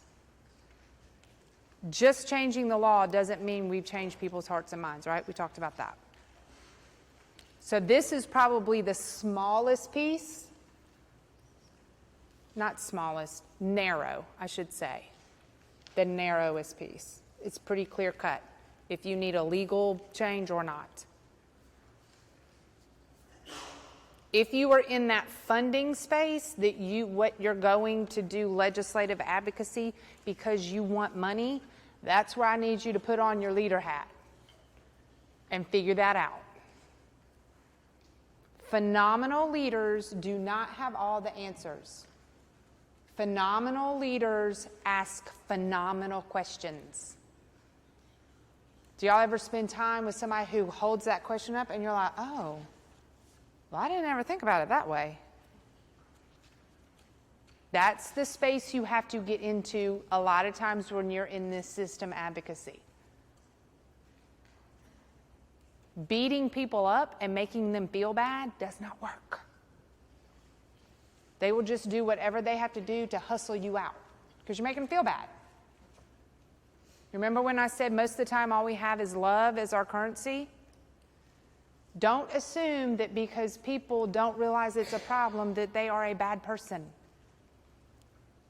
It probably just didn't dawn on them because it hasn't touched their life. Most of us are not so aware of everybody else's issues because we're dealing with ours. So maybe if we get rid of the negative assumption that because you don't understand my issue, you're a horrible, terrible person, maybe if I have the assumption that you just didn't know, and I'm there to partner with you and educate you, and now we can go through this together, right? So you're going to have to lead through this. And I use myself as an example about assumptions. When Deanna called, and we've been working on this a couple of months, putting this program together, did it dawn on me to have an interpreter? At the Disabilities Advocacy Bootcamp? Did it dawn on me to have our handout published in Braille? And I'm leading an advocacy boot camp about folks with disabilities. Y'all know why it didn't dawn on me? Because the hamster wheel of my life. The other one that I tell on myself, and it's here in Birmingham, HICA, the Hispanic Coalition. I went to train their board of directors. The Hispanic Coalition, the board of directors. I get there with my handouts, and what's their first question? Do you have this in Spanish?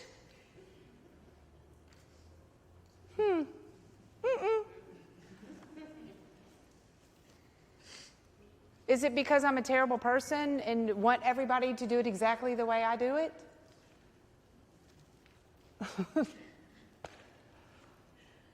Just didn't dawn on me. I don't know another way to say it other than dawn on me, but y'all know what I mean. Like I didn't slow down enough to think all the way through it. So how about if we assume the best? Create a space for somebody to have messed up, and it's okay.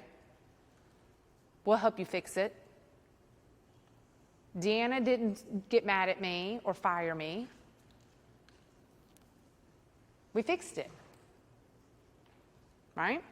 So when you are in this space of legislative advocacy, think all the way through, get in their shoes. Get on their side. I told y'all the state is broke. If what you want is money, you're going to have to partner with them and figure it out. And I think like the gas tax that is going to be proposed is mostly going to fund infrastructure in the state. I think. I'm not absolutely sure, but I'm pretty sure. But I want you, even though this may not be the one, but think through it. How popular is it to propose an increase in taxes in the state of Alabama? Do y'all think that's a real popular thing for legislators to do? Y'all know that poor schmuck, some freshman legislator down there. He showed up. He's like, I got elected. And they're like, yeah, we got a job for you. Come right down here. See, your name goes right here. Because, you know, on the bill, it has your name, who is supporting the bill, who has drafted it, who's behind it. Yeah. That gas bill's been floating around Montgomery for like 2 years without a single name on it. People are like, because we're a super conservative state and we don't like to pay taxes. Do y'all know, so in the nation, across the country, we as Americans give to charity 2% of GDP. GDP is gross domestic product.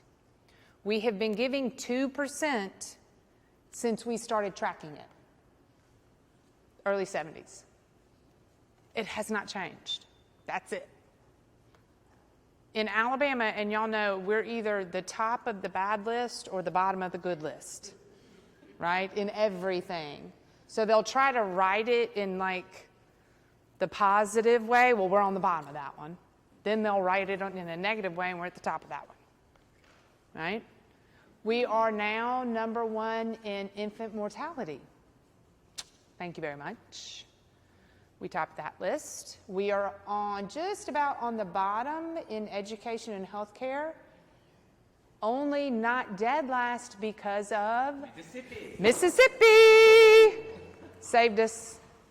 Do y'all think they know they save us from being in the cellar? I think they do, don't y'all?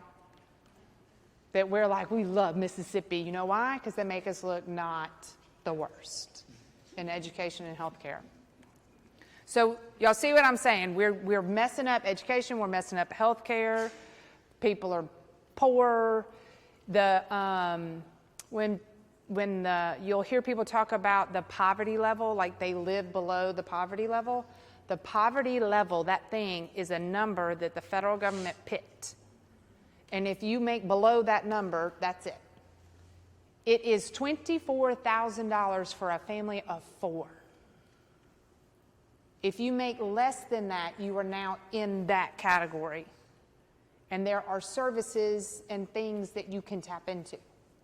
What I think, and this is just Shannon in the shower, biggest problem in Alabama is the working poor. So the folks that are just above that, but can't make enough at their job to keep the lights on. Or they get a flat tire and their whole world falls apart, right? So I think there are services that we provide and we are doing what we can to take care of the bottom. It's been identified. I think we have a big group of working poor that we don't know how many there are, we don't know how to serve them. Ooh, right? What was I talking about? Oh, 2% of GDP across the country. We are poor, sick, underfunded in education. Do y'all know how much we give in Alabama? We are the 4th most generous state. We give almost 5%. Now, how is that? Church counts, right? So I have a couple of theories. One, we're the Bible Belt, right? You're going to go ahead if you don't tithe. Thank you in church, right? Like we just like, here's 10%, you got to give. You got to do something. Anybody in here Baptist? Look, you're like, I'm not raising my hand, but what are you about to say? So my mom was a good Catholic. My dad was a good Baptist, so I was raised Methodist, correct? Right? We said the Apostles' Creed, which made my mom happy, but we had a sermon which made my dad happy, so right down the middle. But my ex-husband, who is now county commissioner. Y'all can have him and his new wife. Y'all think I'm kidding? He sure is. Steve Ammons, he's your new county commissioner. And I am funnier and cuter than her. And you can put that on Facebook. Thank you. Yeah. Hashtag cuter and funnier. Said it. So my ex-husband was a good Baptist. I was unaware in the Baptist church that you pledge what your giving is going to be, and they send you an invoice. Okay, but at this church they did. I was like, we got an invoice from the church, right? So we take tithing pretty seriously in the South, right? Like we like, here's your invoice for your tithing. Send it on in. So I think that's a big part of our giving. I think another big part of it is we are not removed, we ourselves are not very removed from poor people. They're our aunt and our uncle and our grandmother and our parents. You know, so I think in some other metropolitan areas, like they try to paint a picture of what poor looks like. We're like, I go home to Greenville, Alabama at Thanksgiving. I know what poor looks like, right? So I think that's part of it. We're not too far away, so we get it that people need help. Our grandparents need help. I told one group, you know, whatever the jokes that people used to make about government cheese. Okay, my grandmother had government cheese. I was like, well, we ate that at lunch and made grilled cheese out of it, and it was good. What is your point? So I think we're not that far removed from poor. And number 3 is we would rather give to charity than pay taxes. So that's when I say with my nonprofits in Alabama, is it a better return on investment to hire a development director and knock it out of the park and raise money from individuals, or try to get money from a broke state? Because if all your lobbying efforts are just about funding, it's going to be a tough road to hoe. So when you think about, I'm going to use the gas tax, even though I think it's going to be infrastructure, but if you're like, okay, we have to have more state funding for this program, maybe your strategy is to partner with the poor schmuck that they're going to introduce the tax bill, because he needs cover for being so unpopular. So if you stand beside him and say, look, I know it sounds like an increase in taxes, but it's folks like this who are doing phenomenal work that need it. Y'all see what I'm saying? The strategy of it, you can't stand behind the scenes and go to church or go to work and complain about paying taxes and then go to the legislature and ask them for money. We want to be good stewards of taxpayers' money. Because in the nonprofit sector, think about it, people just give us money to do good stuff with. And then if you get state funding or federal funding, even more than people just giving you money, somebody took their money from them without a choice and gave it to you. That's a big deal. Don't y'all agree? Because it feels like it's the legislature giving it to us. It's me giving it to you and your neighbor. And then there's the question of, are they being good stewards? I don't know about that. We fund some pretty incredible, ridiculous things. But that's just Shannon Ammons. Hashtag cuter and funnier. Okay? I might go with that. Of course, he's probably going to see this. I don't care if he sees it. She's probably going to appreciate it. All right. So if y'all ever meet Steve, does anybody in here know Steve? If y'all meet him, tell him you met me. And tell him how cute and funny you think I am. He thinks I'm pretty cute and funny. All right, self-advocacy. If we're going back through our slides, I gave y'all the definition there. I'm going to quickly go through these because we I stopped in the early slides and talked about them. But you got self-advocacy. We're all going to ask for raises. Peer advocacy, this is when we're going to be very self-aware and look in the mirror and be in that space of what are my motives? Do I have a dog in this fight? Am I doing it for me, or it's something they've asked me to help them with? Cause advocacy is when I'm changing people's hearts and minds. I'm changing behavior.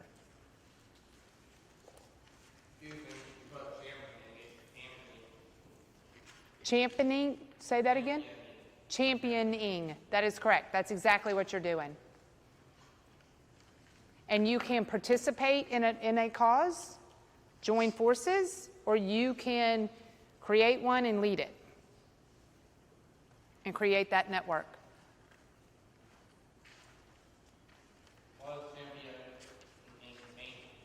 Championing means that you believe in it and you talk about it and you try to advance it and push it forward so other people can learn about it. And you might be first. You might be the first person that said it that they've never heard of it before. Like go back, we'll go back to it for a sec. Under cause advocacy, anybody here ever work with ARC? ARC of Jefferson County, ARC of Alabama, ARC of Shelby County, that kind of stuff. So ARC used to be an acronym. A stood for something, R stood for something, C stood for something. Then we went through an advocacy movement about changing people's hearts and minds. So now what's the ARC going to do? Right? So now you're in the boardroom at ARC and you're like, well, stink. We got a great brand. We're very successful at what we do. Now what do we do? So what'd they do? Do y'all know? Did they change their names? That's right. That's exactly right. So now it's not capital A, capital R, capital C.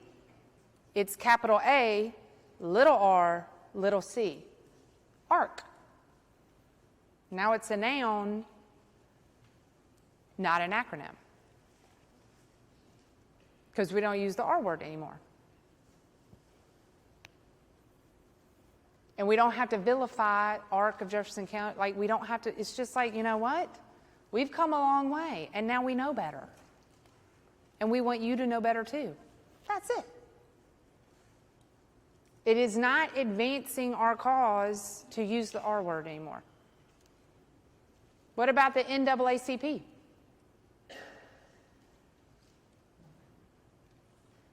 All right? So that's where you're in the changing people's hearts and minds.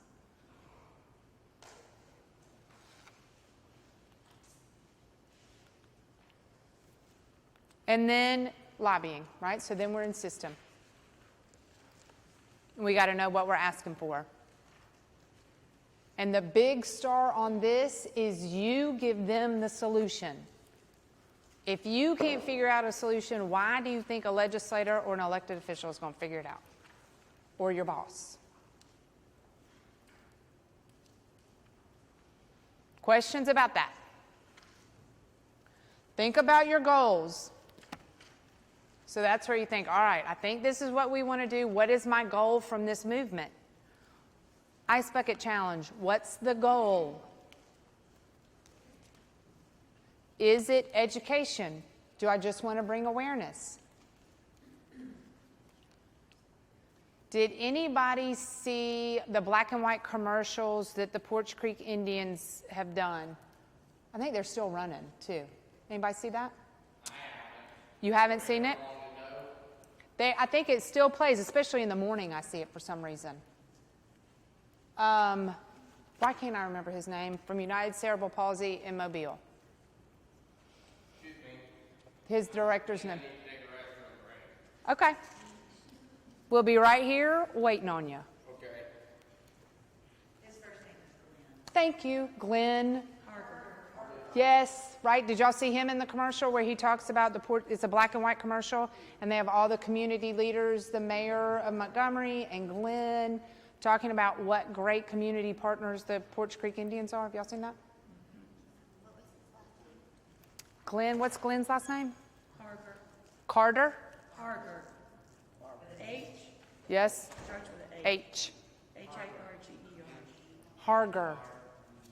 And I know him every time I see him, but like we talked about, you know, when you see somebody and you're like, I know him, I can't think of his name. That was advocacy on behalf of the Porch Creek tribe on education. That was education. We want people to know that we are good community partners. Because what has their stigma been?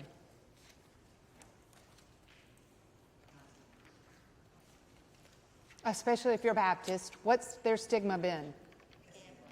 Casinos, gambling money. So then they wanted to be like, look, just like I said, you got to give them cover. You got to give the legislator cover so he doesn't look like a bad guy. That's where the tribe said, look, we are good folks that do a lot of good. And they got the organizations that they fund to partner with them to educate folks about what that is. Porch Creek Indians, yep, they have casinos on their reservations. Is it fundraising? Is that your goal? Whether it is fundraising by give $10 every time you do this, or fundraising and I'm creating, sorry, I left the center of the room, or creating, fundraising, getting money from legislature or Congress. Is that your end game? Is dollars? Policy change. We need to change the law or a company policy. Maybe it's a work from home policy. Maybe in your organization you don't have any policies about being able to work from home, and that's what you want to change. Or do we just need to sue somebody? Think about like environmental movements. They live in that litigation space a lot. Any group that's a watchdog group, that they'll refer to themselves as watchdog groups, and you call the hotline if you see somebody doing it, they live in that litigation because they'll zing you. They're not doing so much education. They're trying to make us watch, and if somebody breaks the law, they'll get them. So you see where those are your 4 goals. Think through, what is it you're trying to get? It'll make you more productive with your time. All right, here we go. We're getting ready to advocate. We got to figure out what's the problem. Anybody here been able to narrow it down and be like, I know exactly what the problem is? The reason y'all came today. What's the problem?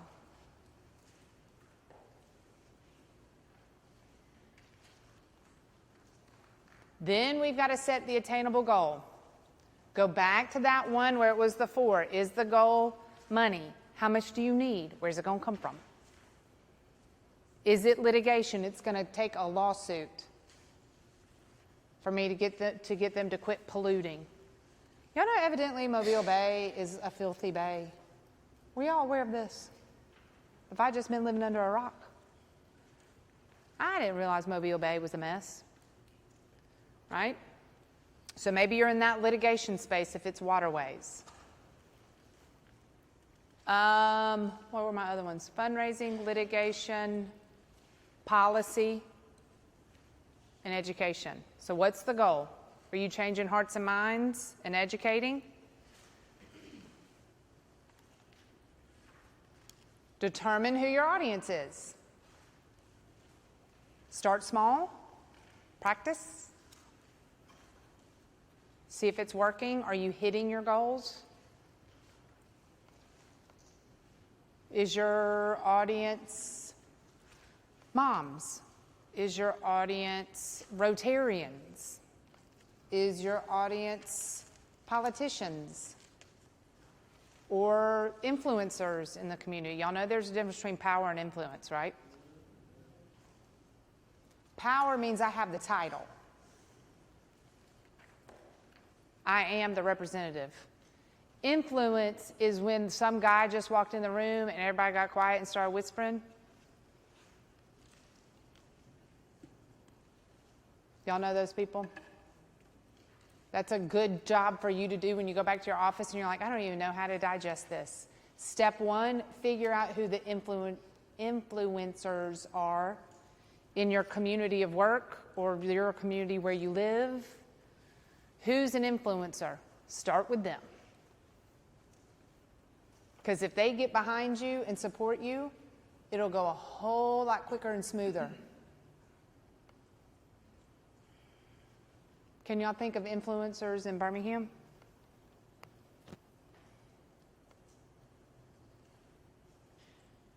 You're like, well, I'm not going to say it out loud because then somebody else is going to call him. But even to yourself, if you're like, okay, no, I can't think of any. Anybody can't think of any? Well, he's more on the power side. Mm-hmm. Media. Some of the pastors of the big churches. Yep. Chris Hodges. Steve Green. Yep. Yeah, you want to talk about creative movement? James Spann is an influencer. Goodness gracious, yes he is. No kidding though, seriously. Like if you got, it doesn't matter, it didn't have to be weather.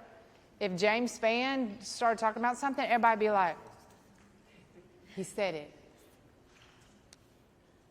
We will watch that man talk about nothing for hours and enjoy it. Just smile, watch him. What is it on Facebook? They do the, you know it's going to be a bad day in Alabama. Like he's got his jacket. It's just a picture of him in his suspenders, and we know it's coming. Yeah. It's like Jim Cantori from the Weather Channel. If you leave your house and Jim Cantori's in your neighborhood, something bad is about to happen. That actually happened to me when Hurricane Michael hit Panama City. I was in Panama City that weekend and was speaking on Monday and got up and James Spann was in Panama City. And you know, because it just came out of the Gulf, it didn't come across from Africa, and it developed so quick. I didn't know, nobody knew. And I've literally said, something bad is happening. Why is he here? We have got to get out of town. Yep. Who else is an influencer? Y'all can think of who? Corporations. Alabama Power. Yeah. Bruno's, yep. There's a lot of family names, Thompsons, Harberts, yep.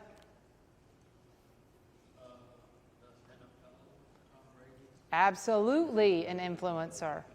If he supports your thing, you definitely are in good shape.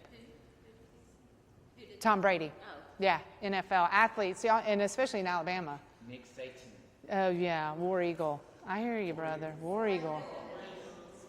Right? So if you, that sports icon in the South, we love our sports. So sports folks and coaches that support, maybe that gets started there. Maybe they didn't know. Maybe they're like me and didn't translate the HICA document into Spanish. Yep. What type of advocacy will work first? All right, so we know what the problem is. We know what we're trying to get. We know who our audience is. Now what kind of advocacy is going to work? Self? Is it just me advocating for myself? Peer? Cause? Or system? Which one do you need? And sometimes you get one and then you got to back up. Anybody here work with the group, and it was a kind of a Mad Mom group, to get the state of Alabama to recognize dyslexia as a learning disability? Okay, we did an okay job on that. We got the state superintendent to pay attention, and now what's happened? New superintendent, yep. And now there's a task force. So we've lost ground.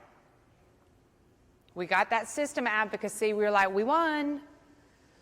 Now, did we change hearts and minds? Who needs to be the audience? Who is the audience for our dyslexia group to get dyslexia back in front? Whose hearts and minds do we have to change for kids to get the services they need? Principals. Grown-ups, principals. Because if you don't change the principal's heart and mind, where does it fall on his list, his priority list? Yeah, it's a policy. It's a policy that the state wants this, and the state wants that, and the state wants this. How well are we doing on that in education in Alabama? Do y'all think policies are the problems with education in Alabama? So we did it then, and the other saying I stole from somebody, in the absence of strategy, personality takes over. We got one state superintendent to take it up and pay attention to it. He's gone. Ugh. Back up. So we got to regroup. Do we need to change hearts and minds? I think that's the space we're in. And my strategy on that, my thought on that, for those of you who are here for that, is we are losing connected parents to the issue who are super informed and get it once our kids get out of high school. And not in a malicious way like, well, I'm done with mine, so I don't care about yours. It's not a malicious way. It's the hamster wheel of my life. I have moved on to another issue I got to deal with. So I think there needs to be, I would start with that group that we've lost. Bring them back to the fold. Because where are they now? Well, Steve Ammons is elected official. Willie P. has dyslexia. Right? Bring us back even though we're done with school. That's where I would start for my dyslexia friends. Go back to cause and start thinking about it's not just creating a huge movement. We've got to talk to people and change their hearts and minds. If we can get people to quit smoking, which is the most addictive habit, right? Didn't they do studies that it's easier to kick heroin than it is to quit smoking? Yeah.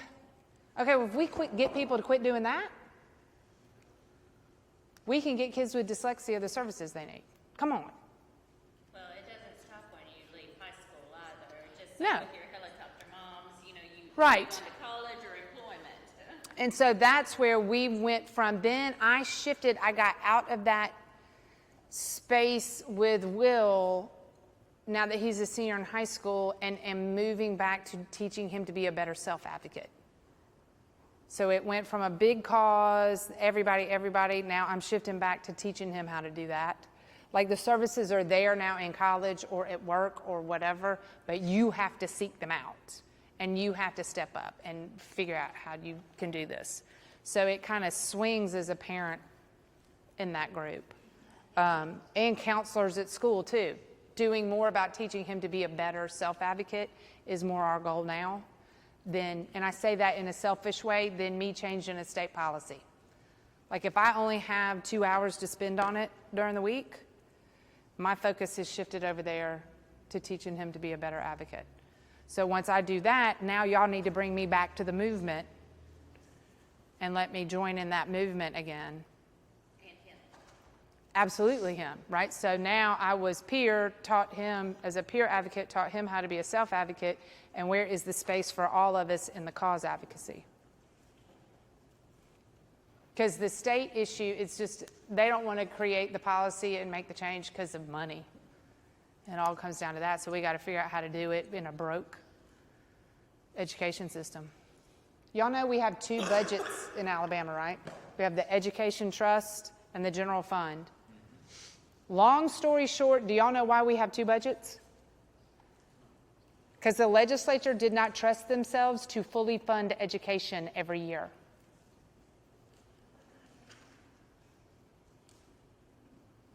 And like that came out of an old legislator's mouth. I was like, so basically it comes down to the fact that y'all didn't trust yourselves internally as a system. He's like, yeah, pretty much. Excellent. Yeah. So we got to come up with the solution for them, the easy button for them. It's not that they don't want kids to get the services. They just don't know if they make the promise, how we going to pay for it. Does anybody in here work with the state education system? Okay, good, because I'm about to criticize them really bad. I was speaking to the Ways and Means Committee. I'll call it testifying, but that sounds more important than what I was doing. But we're in a huge room like this, and the Ways and Means for the Education Trust, they fund all the education programs and all that kind of stuff. So the group from the State Department of Education was there to talk to them about the reading initiative, the Alabama Reading Initiative. Y'all know what this is? We've determined that kids by 3rd grade, kids need to be reading to learn. They're past learning to read. Now they have to be able to read and gain information. And so about 3rd grade is where we know we have to do that intervention. If they're not good readers, it sets them behind forever. So we're like, great, we'll create this reading initiative, and they'll get reading coaches, and school systems that aren't doing great, they'll get all the resources. So this is the group that were experts in that. And this reading initiative has been around how long? 10 years? Since when? Since Johnny couldn't read? Yeah. So I think we've been funding it 10 years, maybe 12 years. So they go through all their bureaucratic wah, wah, wah, wah, wah, wah, wah. And one legislator raised his hand, and not in a gotcha way, in a genuine question way. First question. So we started this about 10 years ago, that first group of kids, how are they doing now? And you know what that girl said? We don't know. I don't know. That's a good question.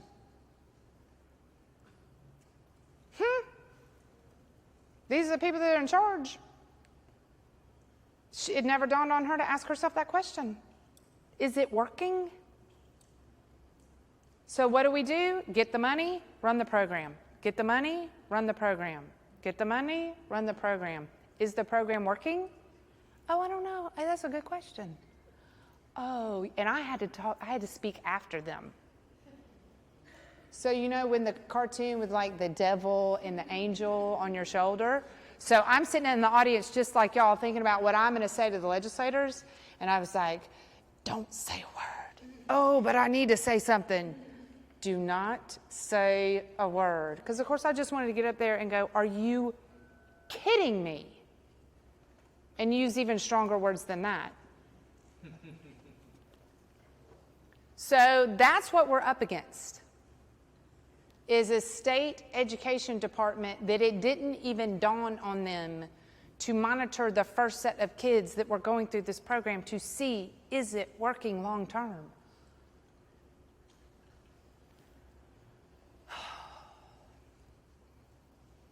So yeah, we got to change some hearts and minds.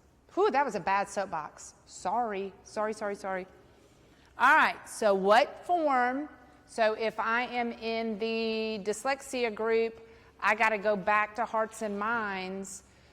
I don't think it's the same strategy that the autism bill took, but autism bill did a good job on changing hearts and minds of legislators, but I would say to them, keep an eye on this hearts and minds of us walking around on that issue too. All right? Who else cares about the issue? Consumers. Yep. Taxpayers, constituents, parents, other organizations. Is there a bigger group beyond us that isn't exactly the same, but similar enough that we need to join forces? If you don't want to join forces, if you don't want to give up your title as the leader of the cause, now what's wrong? Ego. If you've really mapped out your goals, if you do this work and map that out, and you say, okay, you go map yours out, and y'all sit down and they're the exact same, why wouldn't you partner with them? If you're not wanting to partner with groups because they don't do this or they do that, or I don't like her, or it's not on Mondays, or you're in ego. And you're doing it for the wrong reason. Which probably started out as the right reason, and now it has slipped into a space that's more about you and ego and winning and being the face of instead of the original goal. Who thought a clicker would be so... Oh, no, that's the pointer. How do we keep people informed? How did ALS do on this one? I give them an F on this one. Did they even who in here did the Ice Bucket Challenge? Did anybody do it or do it on somebody? Did anybody capture your name or loop back around with you or send you a flyer about research and ALS and strides we're making? Did anybody loop back? Nope. So now if they want to do it again, they got to start from scratch all over again. Where if they had captured us somehow, they could keep us moving through this process. Yes, sir. I was about to say that when you say that question, how do we keep people informed? Sometimes people keep their informed by social media. Absolutely. Yep. I think social media would always be up there as probably the way they want to hear it. Yep. I think social media can be used for good things, and I wish we would use it more for good things than bad things. Yeah. Yeah. Say something, don't say something. Yeah. But even drill down on this one, is it just social media? Is it videos? Is it more videos than reports? I like Instagram because it's pictures. I know y'all want to put all your rants on Facebook. Y'all know how many of them I read? 0. I don't even hardly look at Facebook anymore. I just want to see cute pictures of like your puppies and your kids and vacation. So I get over on Instagram. So if you want me to know what's going on in your movement, where better you put it?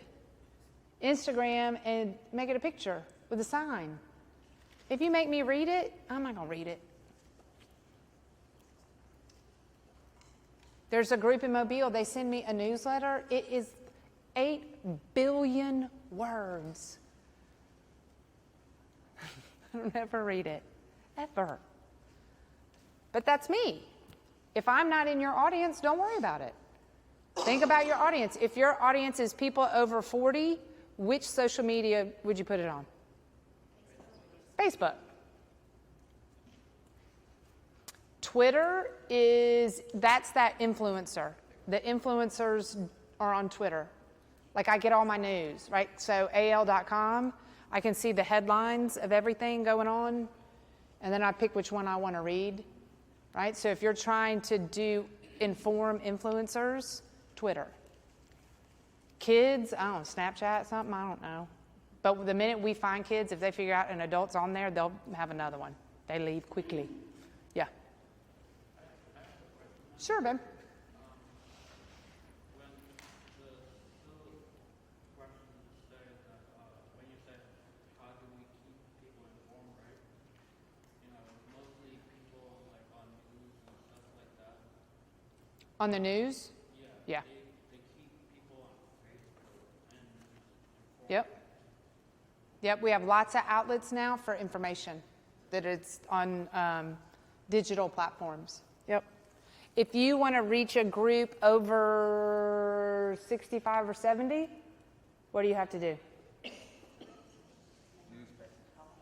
Put it in the mail or call them. And then if you have young people in your office and you're like, did you call them? They're like, well, I texted them. No calling. It's a call with your voice and they'll answer it. Yeah. So you got to think about who your audience is. And then how do you create lasting relationships? Friendships, yep. So you got to stay connected with them. Yep. There's a book. Anybody here had to go through marriage counseling, so you had to read the 5 languages of love? Anybody get divorced that's still sitting on your nightstand? I'm kidding. Not really, a little bit.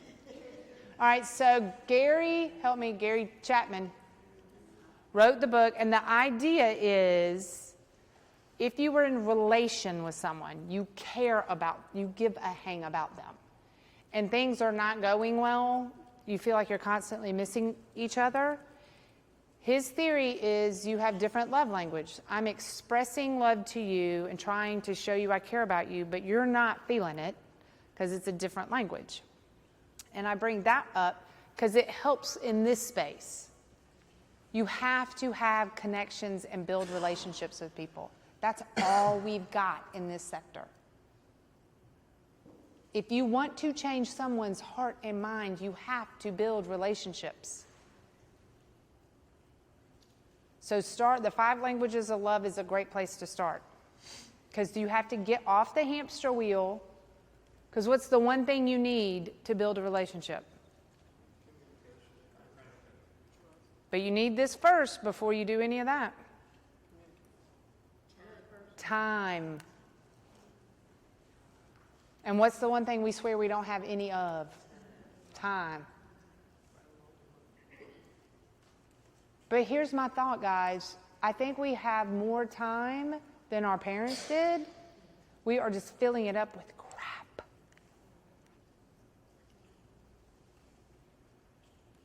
Think about it. No kidding. Do y'all remember when your parents would pay bills? It's bill paying night. Mom would clean up the kitchen, and it went out on the kitchen table. The checkbook came out, and like your dad got mad because your mom didn't balance it, and he had no idea, and you had to reconcile your checking account. When's the last time y'all reconciled your checking account? Like where you looked at your bank statement and you made sure that all of your withdrawals matched what you knew? Look, she's like, I do it. I spend so little time, I do auto draft on everything. Not just electronically pay my bills, where you sit down and do it electronically. I just go, you know what? Just reach in my bank account and take it when you want it. I have no idea when my power bill is due. You know why? They just go in there and take it. My parents would spend hours paying bills. I don't spend I spent 2 minutes setting it up, and I don't think about it again.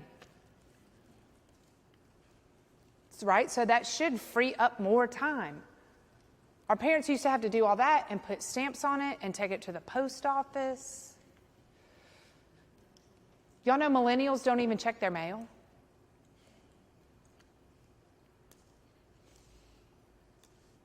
Anybody in here a millennial? Do you check your mail? Do you every day? Or you're like once a week, I just make sure it's not overflowing?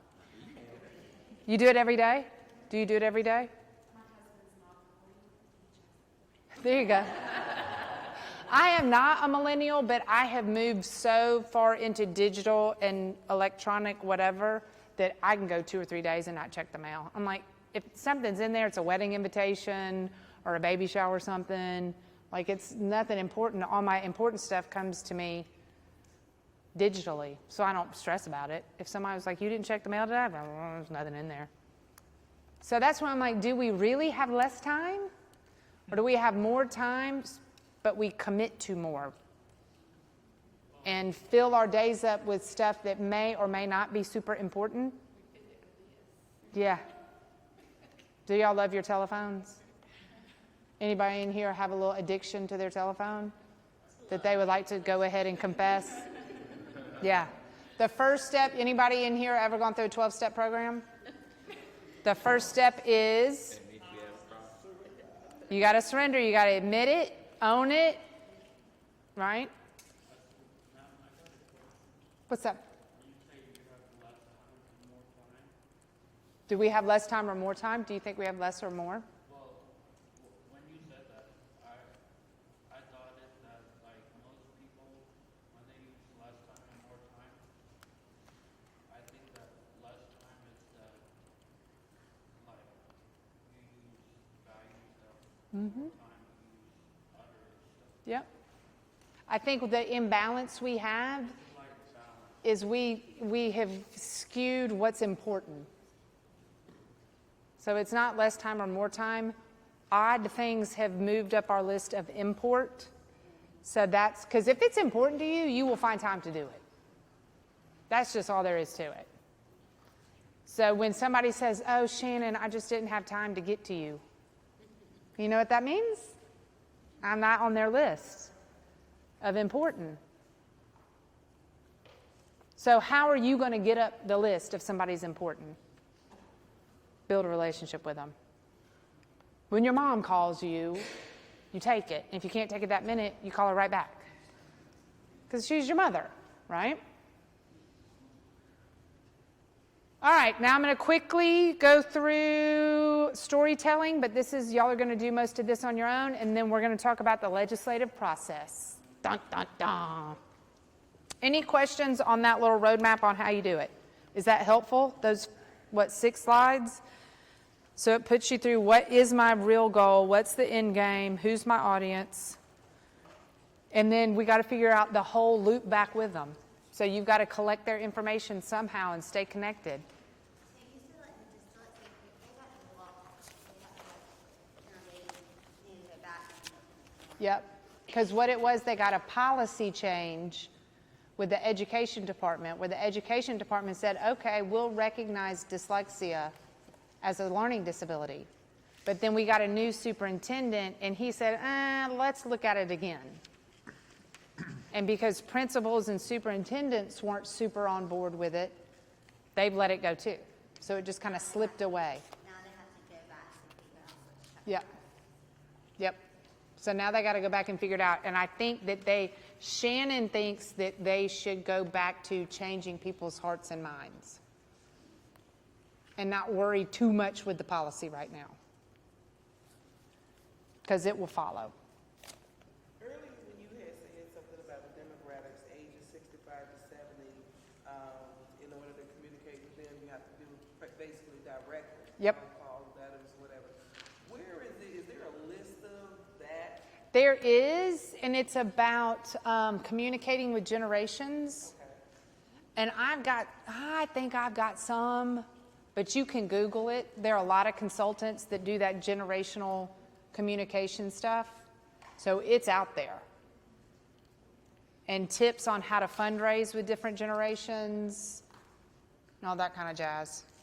There's also an article called The 7 Faces of Philanthropy, and it's about why people give, and I like to think why people give time and money, and it kind of puts people in different categories, and it's really cool. It's interesting to think through, because we all do it for a reason, right? There's one group is called Repayer. So that's the group, like my mom had breast cancer, therefore I support breast cancer. Then there are devouts who do it because of faith. There's a group called Socialite. They do it because it's fun. That's Ice Bucket Challenge, right? And that's that place of let's have good judgment. We don't have to judge people. Sometimes we judge it. She only comes because it's fun. Why do I care? Why can't we have a fun event that people like to come to? What's wrong with that? Why can't it be fun in the process, the brain freeze? Even though, I don't think that's fun, but I might like to watch somebody else do it. Is it true that if you rub your tongue on the roof of your mouth, it goes away? No, it's just there till it's there. Golly, it hurts. And you know it's coming. Like you can feel it. And you're like, no, brain freeze. Milkshakes. All right. Turn your tab to crafting a message.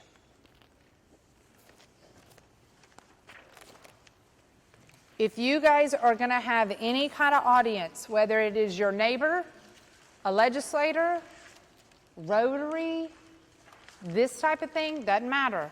I want you to go through these steps. There's 6 of them. There's that last one. What's the call to action? When it says make the ask, what's the request? It may not be money. It may be collecting their email address so we can keep you connected. It may be calling their legislator. It may be voting on a bill. Whatever it is. If you can't figure out what number 6 is, don't go. It's a waste of your time.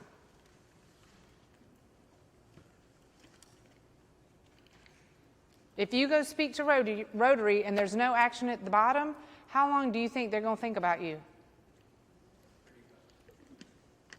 Maybe the drive home. Even your board. How many of y'all have a board of directors? Do y'all know how many minutes your board thinks about you on the way to the board meeting? Or let me put it this way, because I just gave it away.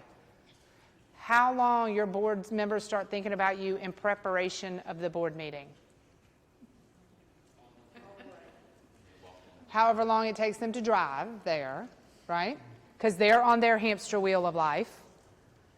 And they look at their calendar and go, "Ooh, I got a board meeting today." So that engages them. They get in the car. They'll zip through their email real quick and see if there was something they were supposed to read. Jump in the car. Now they're engaged and present with you. They're thinking about it. They're in the board meeting. They're engaged, I hope. They do a lot of, you know what we could do? You know what we could do? You know what we could do? Then how long do they think about you after the meeting's over? The drive back to the office. And if you don't reach out to them again and loop back with them about the meeting or an action or an ask, nothing. And they're your board members. Why would you think that a walking around Joe would care more? So even in your board meetings, if there's no ask or call to action at the end of the board meeting, you're not going to engage them in a space for them to do anything in between meetings. Right? Yes, ma'am. In your call to action or ask, is please reply, would that be considered? If I said, yeah, like at the end, yep, so, but I want to tell them what I want their response for. If you guys will respond to me in this email and blah, blah, so I can add you to the list so we can send information out, something in there so it makes them continue to feel engaged. Because that's the engagement part. You need me to help you. We are now connected. Otherwise, it's just information out. And how much information out is there in this world today? Is a lot. It's constantly hitting us because of that little thing in your purse, the phone. It's constant. So how do you break through that noise? Build a relationship. That's the call to action. All right? Now look at storytelling. Turn the tab to storytelling. Anybody here get nervous when they have to do public speaking or tell a story? Just by nature, like you get a little nervous. And most of the time you want to get a little bit of nerves because it boosts your energy and it'll boost your adrenaline. Like you want to have that little butterfly excitement. You get excited to do it. Because a lot of times you have to create all the energy. Like these wear me out that we do because I'm creating all the energy by myself. So like I get up early and I drink a lot of coffee and I get here because I got to keep this charged. If we were in an intimate space where we were doing more conversation, it would roll, the energy would roll, and I could build off y'all. But this wears me out because I got to build it all. So it's not that I get super nervous, but I have to kind of get charged. So, but how many of y'all get nervous? Like nervous? A lot? This will help you. That tab that shows you how to actually put the story together. This will make you a fun speaker. You can do a 30-minute story or a 10-minute story or a 30-minute story. So you'll look at this. What's the problem? Coming up, the obstacles, then this happened, then this happened, then this happened. Then the turning point, the aha. I kissed the frog and he turned into a prince. And now life is better. Something has changed. Think about it like a fairy tale. What were the little obstacles along the way? And then you had the aha moment. And what changed and is better now? People are interested. They'll lean into those stories. If you just constantly go up with obstacles, obstacles, obstacles, that's why we changed the channel when Sarah McLachlan starts singing In the Arms of the Angels.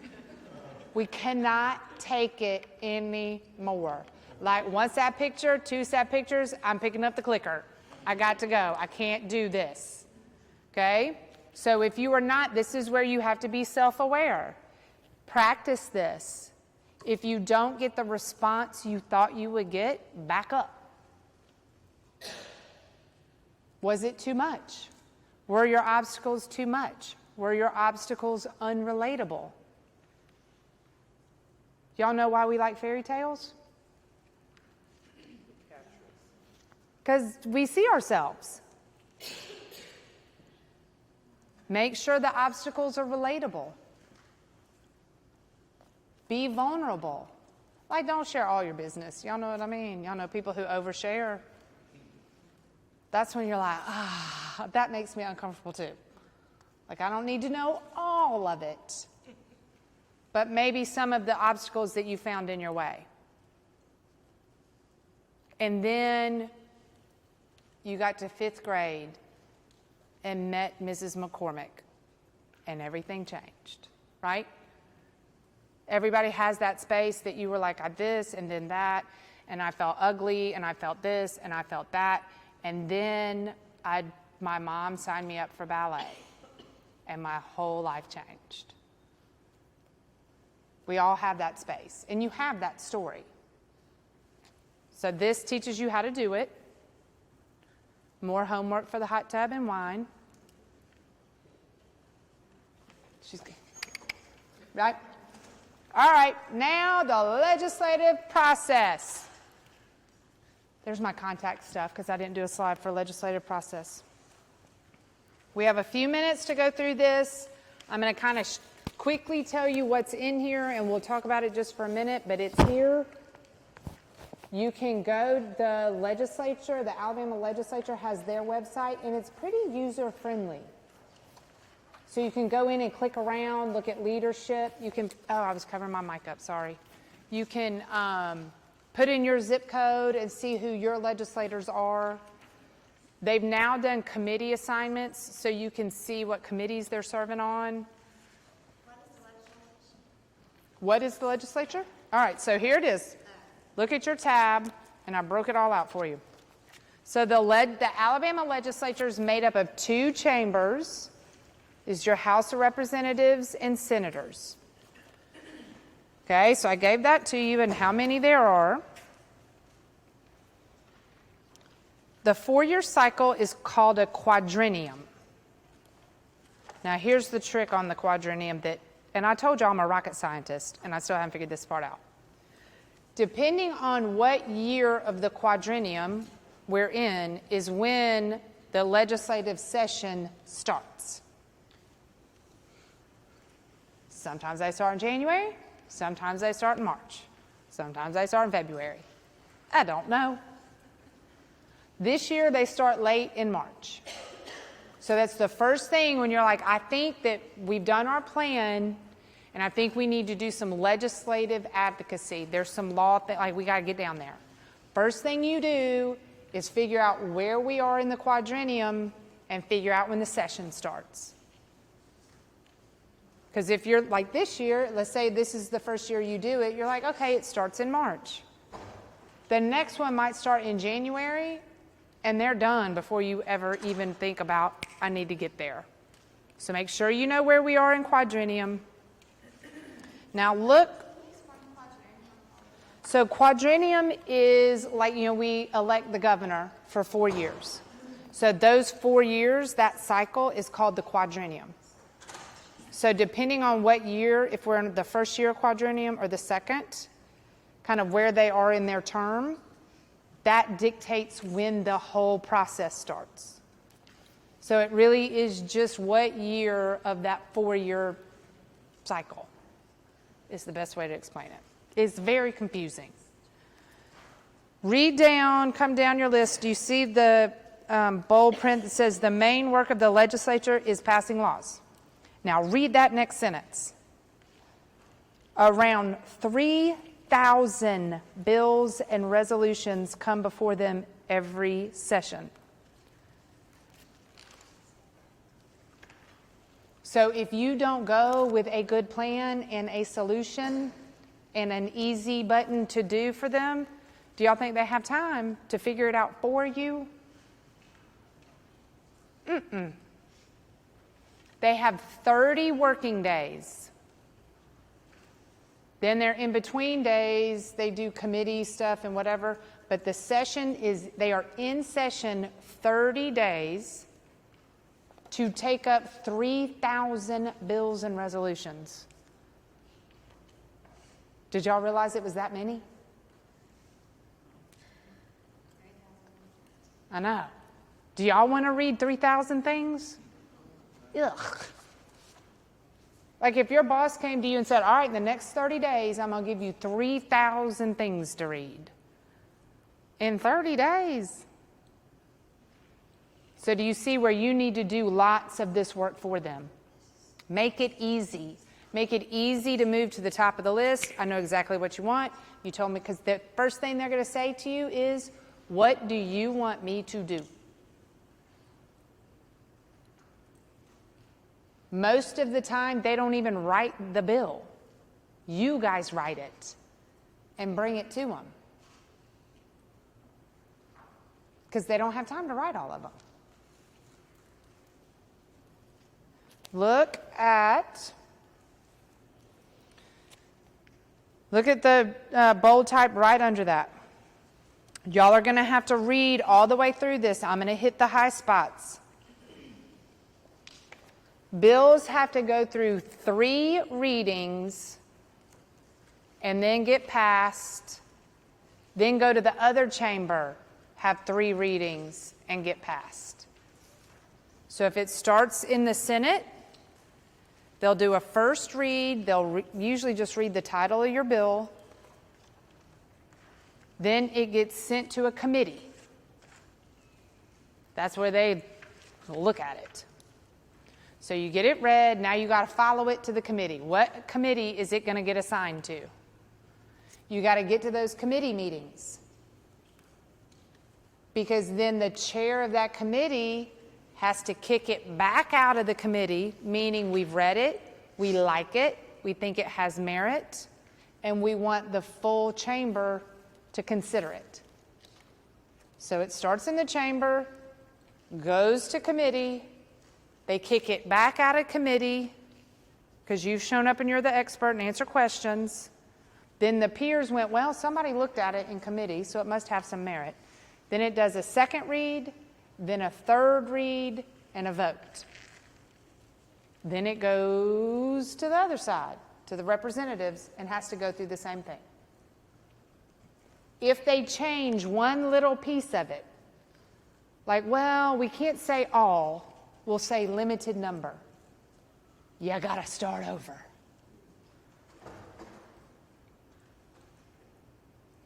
Do y'all see how complicated this process gets?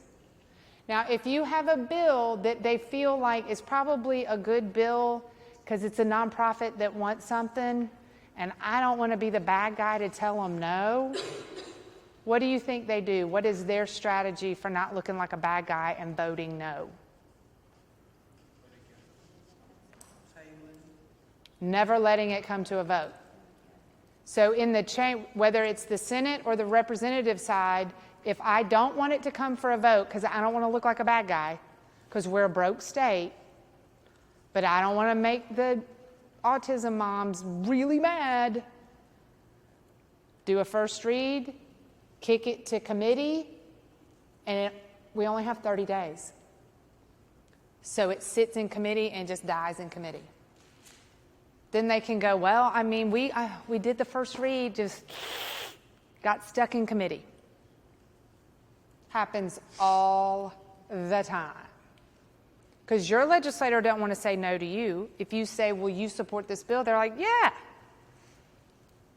How much skin off their nose to do a first read? And let it go to committee and just die over there? No biggie. So that's when that movement, that's your strategy. You know they're going to do the first read. You know they're going to send it to committee. Now what are you going to do? How are you going to get it out of committee? That's the hard part. Then let's say we started here, got it passed. They voted and passed it. Come over the other side, do the whole thing again. It passes. Now where's it go? Do y'all feel like you're watching Electric Company and the It's a Bill? Y'all remember that cartoon? I'm a bill on Capitol Hill. Okay. Right? So you were over here. You went over here. We got out. There's a bill. It got voted in both sides and passed. Now where do I go? Governor's office. Governor's got to sign it or veto it. So if it's something you don't want passed, you're following it through all that stuff because you're like, y'all cannot do this. So the governor actually has three choices. She can sign it, she can veto it, or there's a thing called a pocket veto. This is her way of not doing an unpopular move. So if she don't want to sign it, but she don't want to be a bad guy and veto it, if it sits on her desk for 5 days without a signature one way or the other, it dies again. And then you got to start over again. So this is where if you guys will work, focus on the advocacy plan, getting all the frogs herded to do what you need to do, get this together. Then if it's legislative, hire a lobbyist then who knows how to navigate this mess. And you give them a scope of work and you say, we have $3,000. But here's the plan.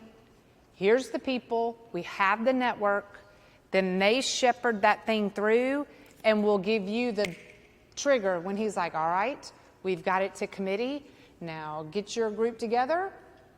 And everybody calls, the chairman is Bill Poole from Tuscaloosa.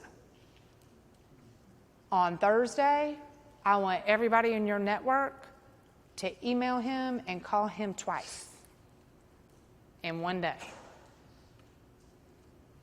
That's where you come up with the plan. If you just go to a lobbyist and you say, hey, I need this bill passed, it's going to cost you a small fortune. But if y'all see what I'm saying, if you have the whole plan, but we're not experts in this process, hire the lobbyist for their expertise in navigating that.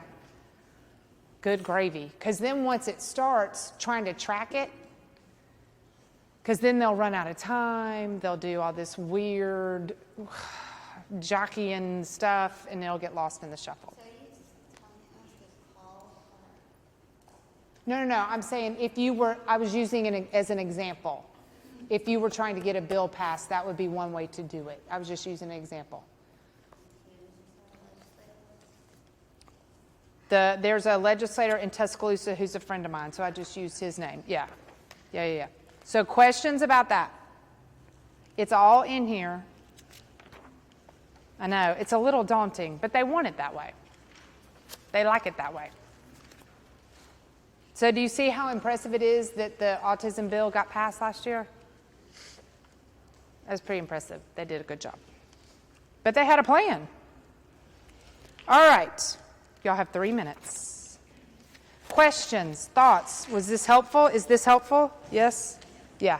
I think going home with this is as valuable as being in here, right? And hearing it is great. But this, if you don't go home with an actionable thing, it was just sitting here being inspired by me for 3 hours, but now what do you do? Right? You will leave. I tell you what, you can either leave, if y'all will do that post survey, either just leave it in your pew, or you can bring it up to Deanna or I. So you guys have my contact information in here. I am actually housed here in Birmingham. I'm on Sanford campus. But if you guys need anything, my email's in there. And of course, I tell every big group, if you need anything, email me. And I genuinely mean that. But there is a lot of you. So if you email me and you need something and I don't get back to you, just email me again. Because it just kind of gets buried. So if you'll email me again, it goes back up to the top. Is that how we get the Dropbox? Yes. Yeah. And I think we'll publish the Dropbox link too that has all of this. Yeah. Okay, she has the link. Believe it or not, I've already created the Dropbox account, and she already has the link. So if you guys registered with that email, if they have your email, we'll send it to you. Okay. I have a question. This goes back to the age specification. Yes. So I never knew that, and we obviously don't lobby, but we had Autism Speaks lobby on our behalf. Yeah. So what we had groups that are very intimidated about whether they can lobby as a teacher or they're like a peer support group, and at first they were all on board, and then they said we can't do that. So go to ethics. Yep. So they're public officials. Public officials do have restrictions on what they can do. Okay. Yep. And then what? And that's in ethics. If you're a self-advocate versus. That's very different. But to lobby, right? She can advocate. That anybody could lobby on their behalf, whether they're a teacher or. Yes, you can advocate. You can't lobby. Yeah. If you're in that public official space, there's real no-nos on lobbying, but to advocate, so those teachers could they could advocate for access to high-quality education for everybody. Now I'm in advocating that I have not just said there's one bill and one guy and one person. That's when people say, well, how do you feel about this? That's when they would say, I am very passionate about equal access to customized education, right? You will have to help them craft the message, or they're going to be scared and go, we can't do it. I think that's where we kind of fall short, is explaining to them. Yep. But if you work on the language with them, like, because you see how that sounds like, okay, I could say that. But you just want me to go to my principal and tell him I'm mad because little Jimmy's not getting his thing? Yeah, I can't do that. Yeah. Sure. All right, any other questions? Y'all did a good job. Call if you need us. Deanna's accessible. I'm accessible. If I don't have it, I'll find it for you. Deal? Good job.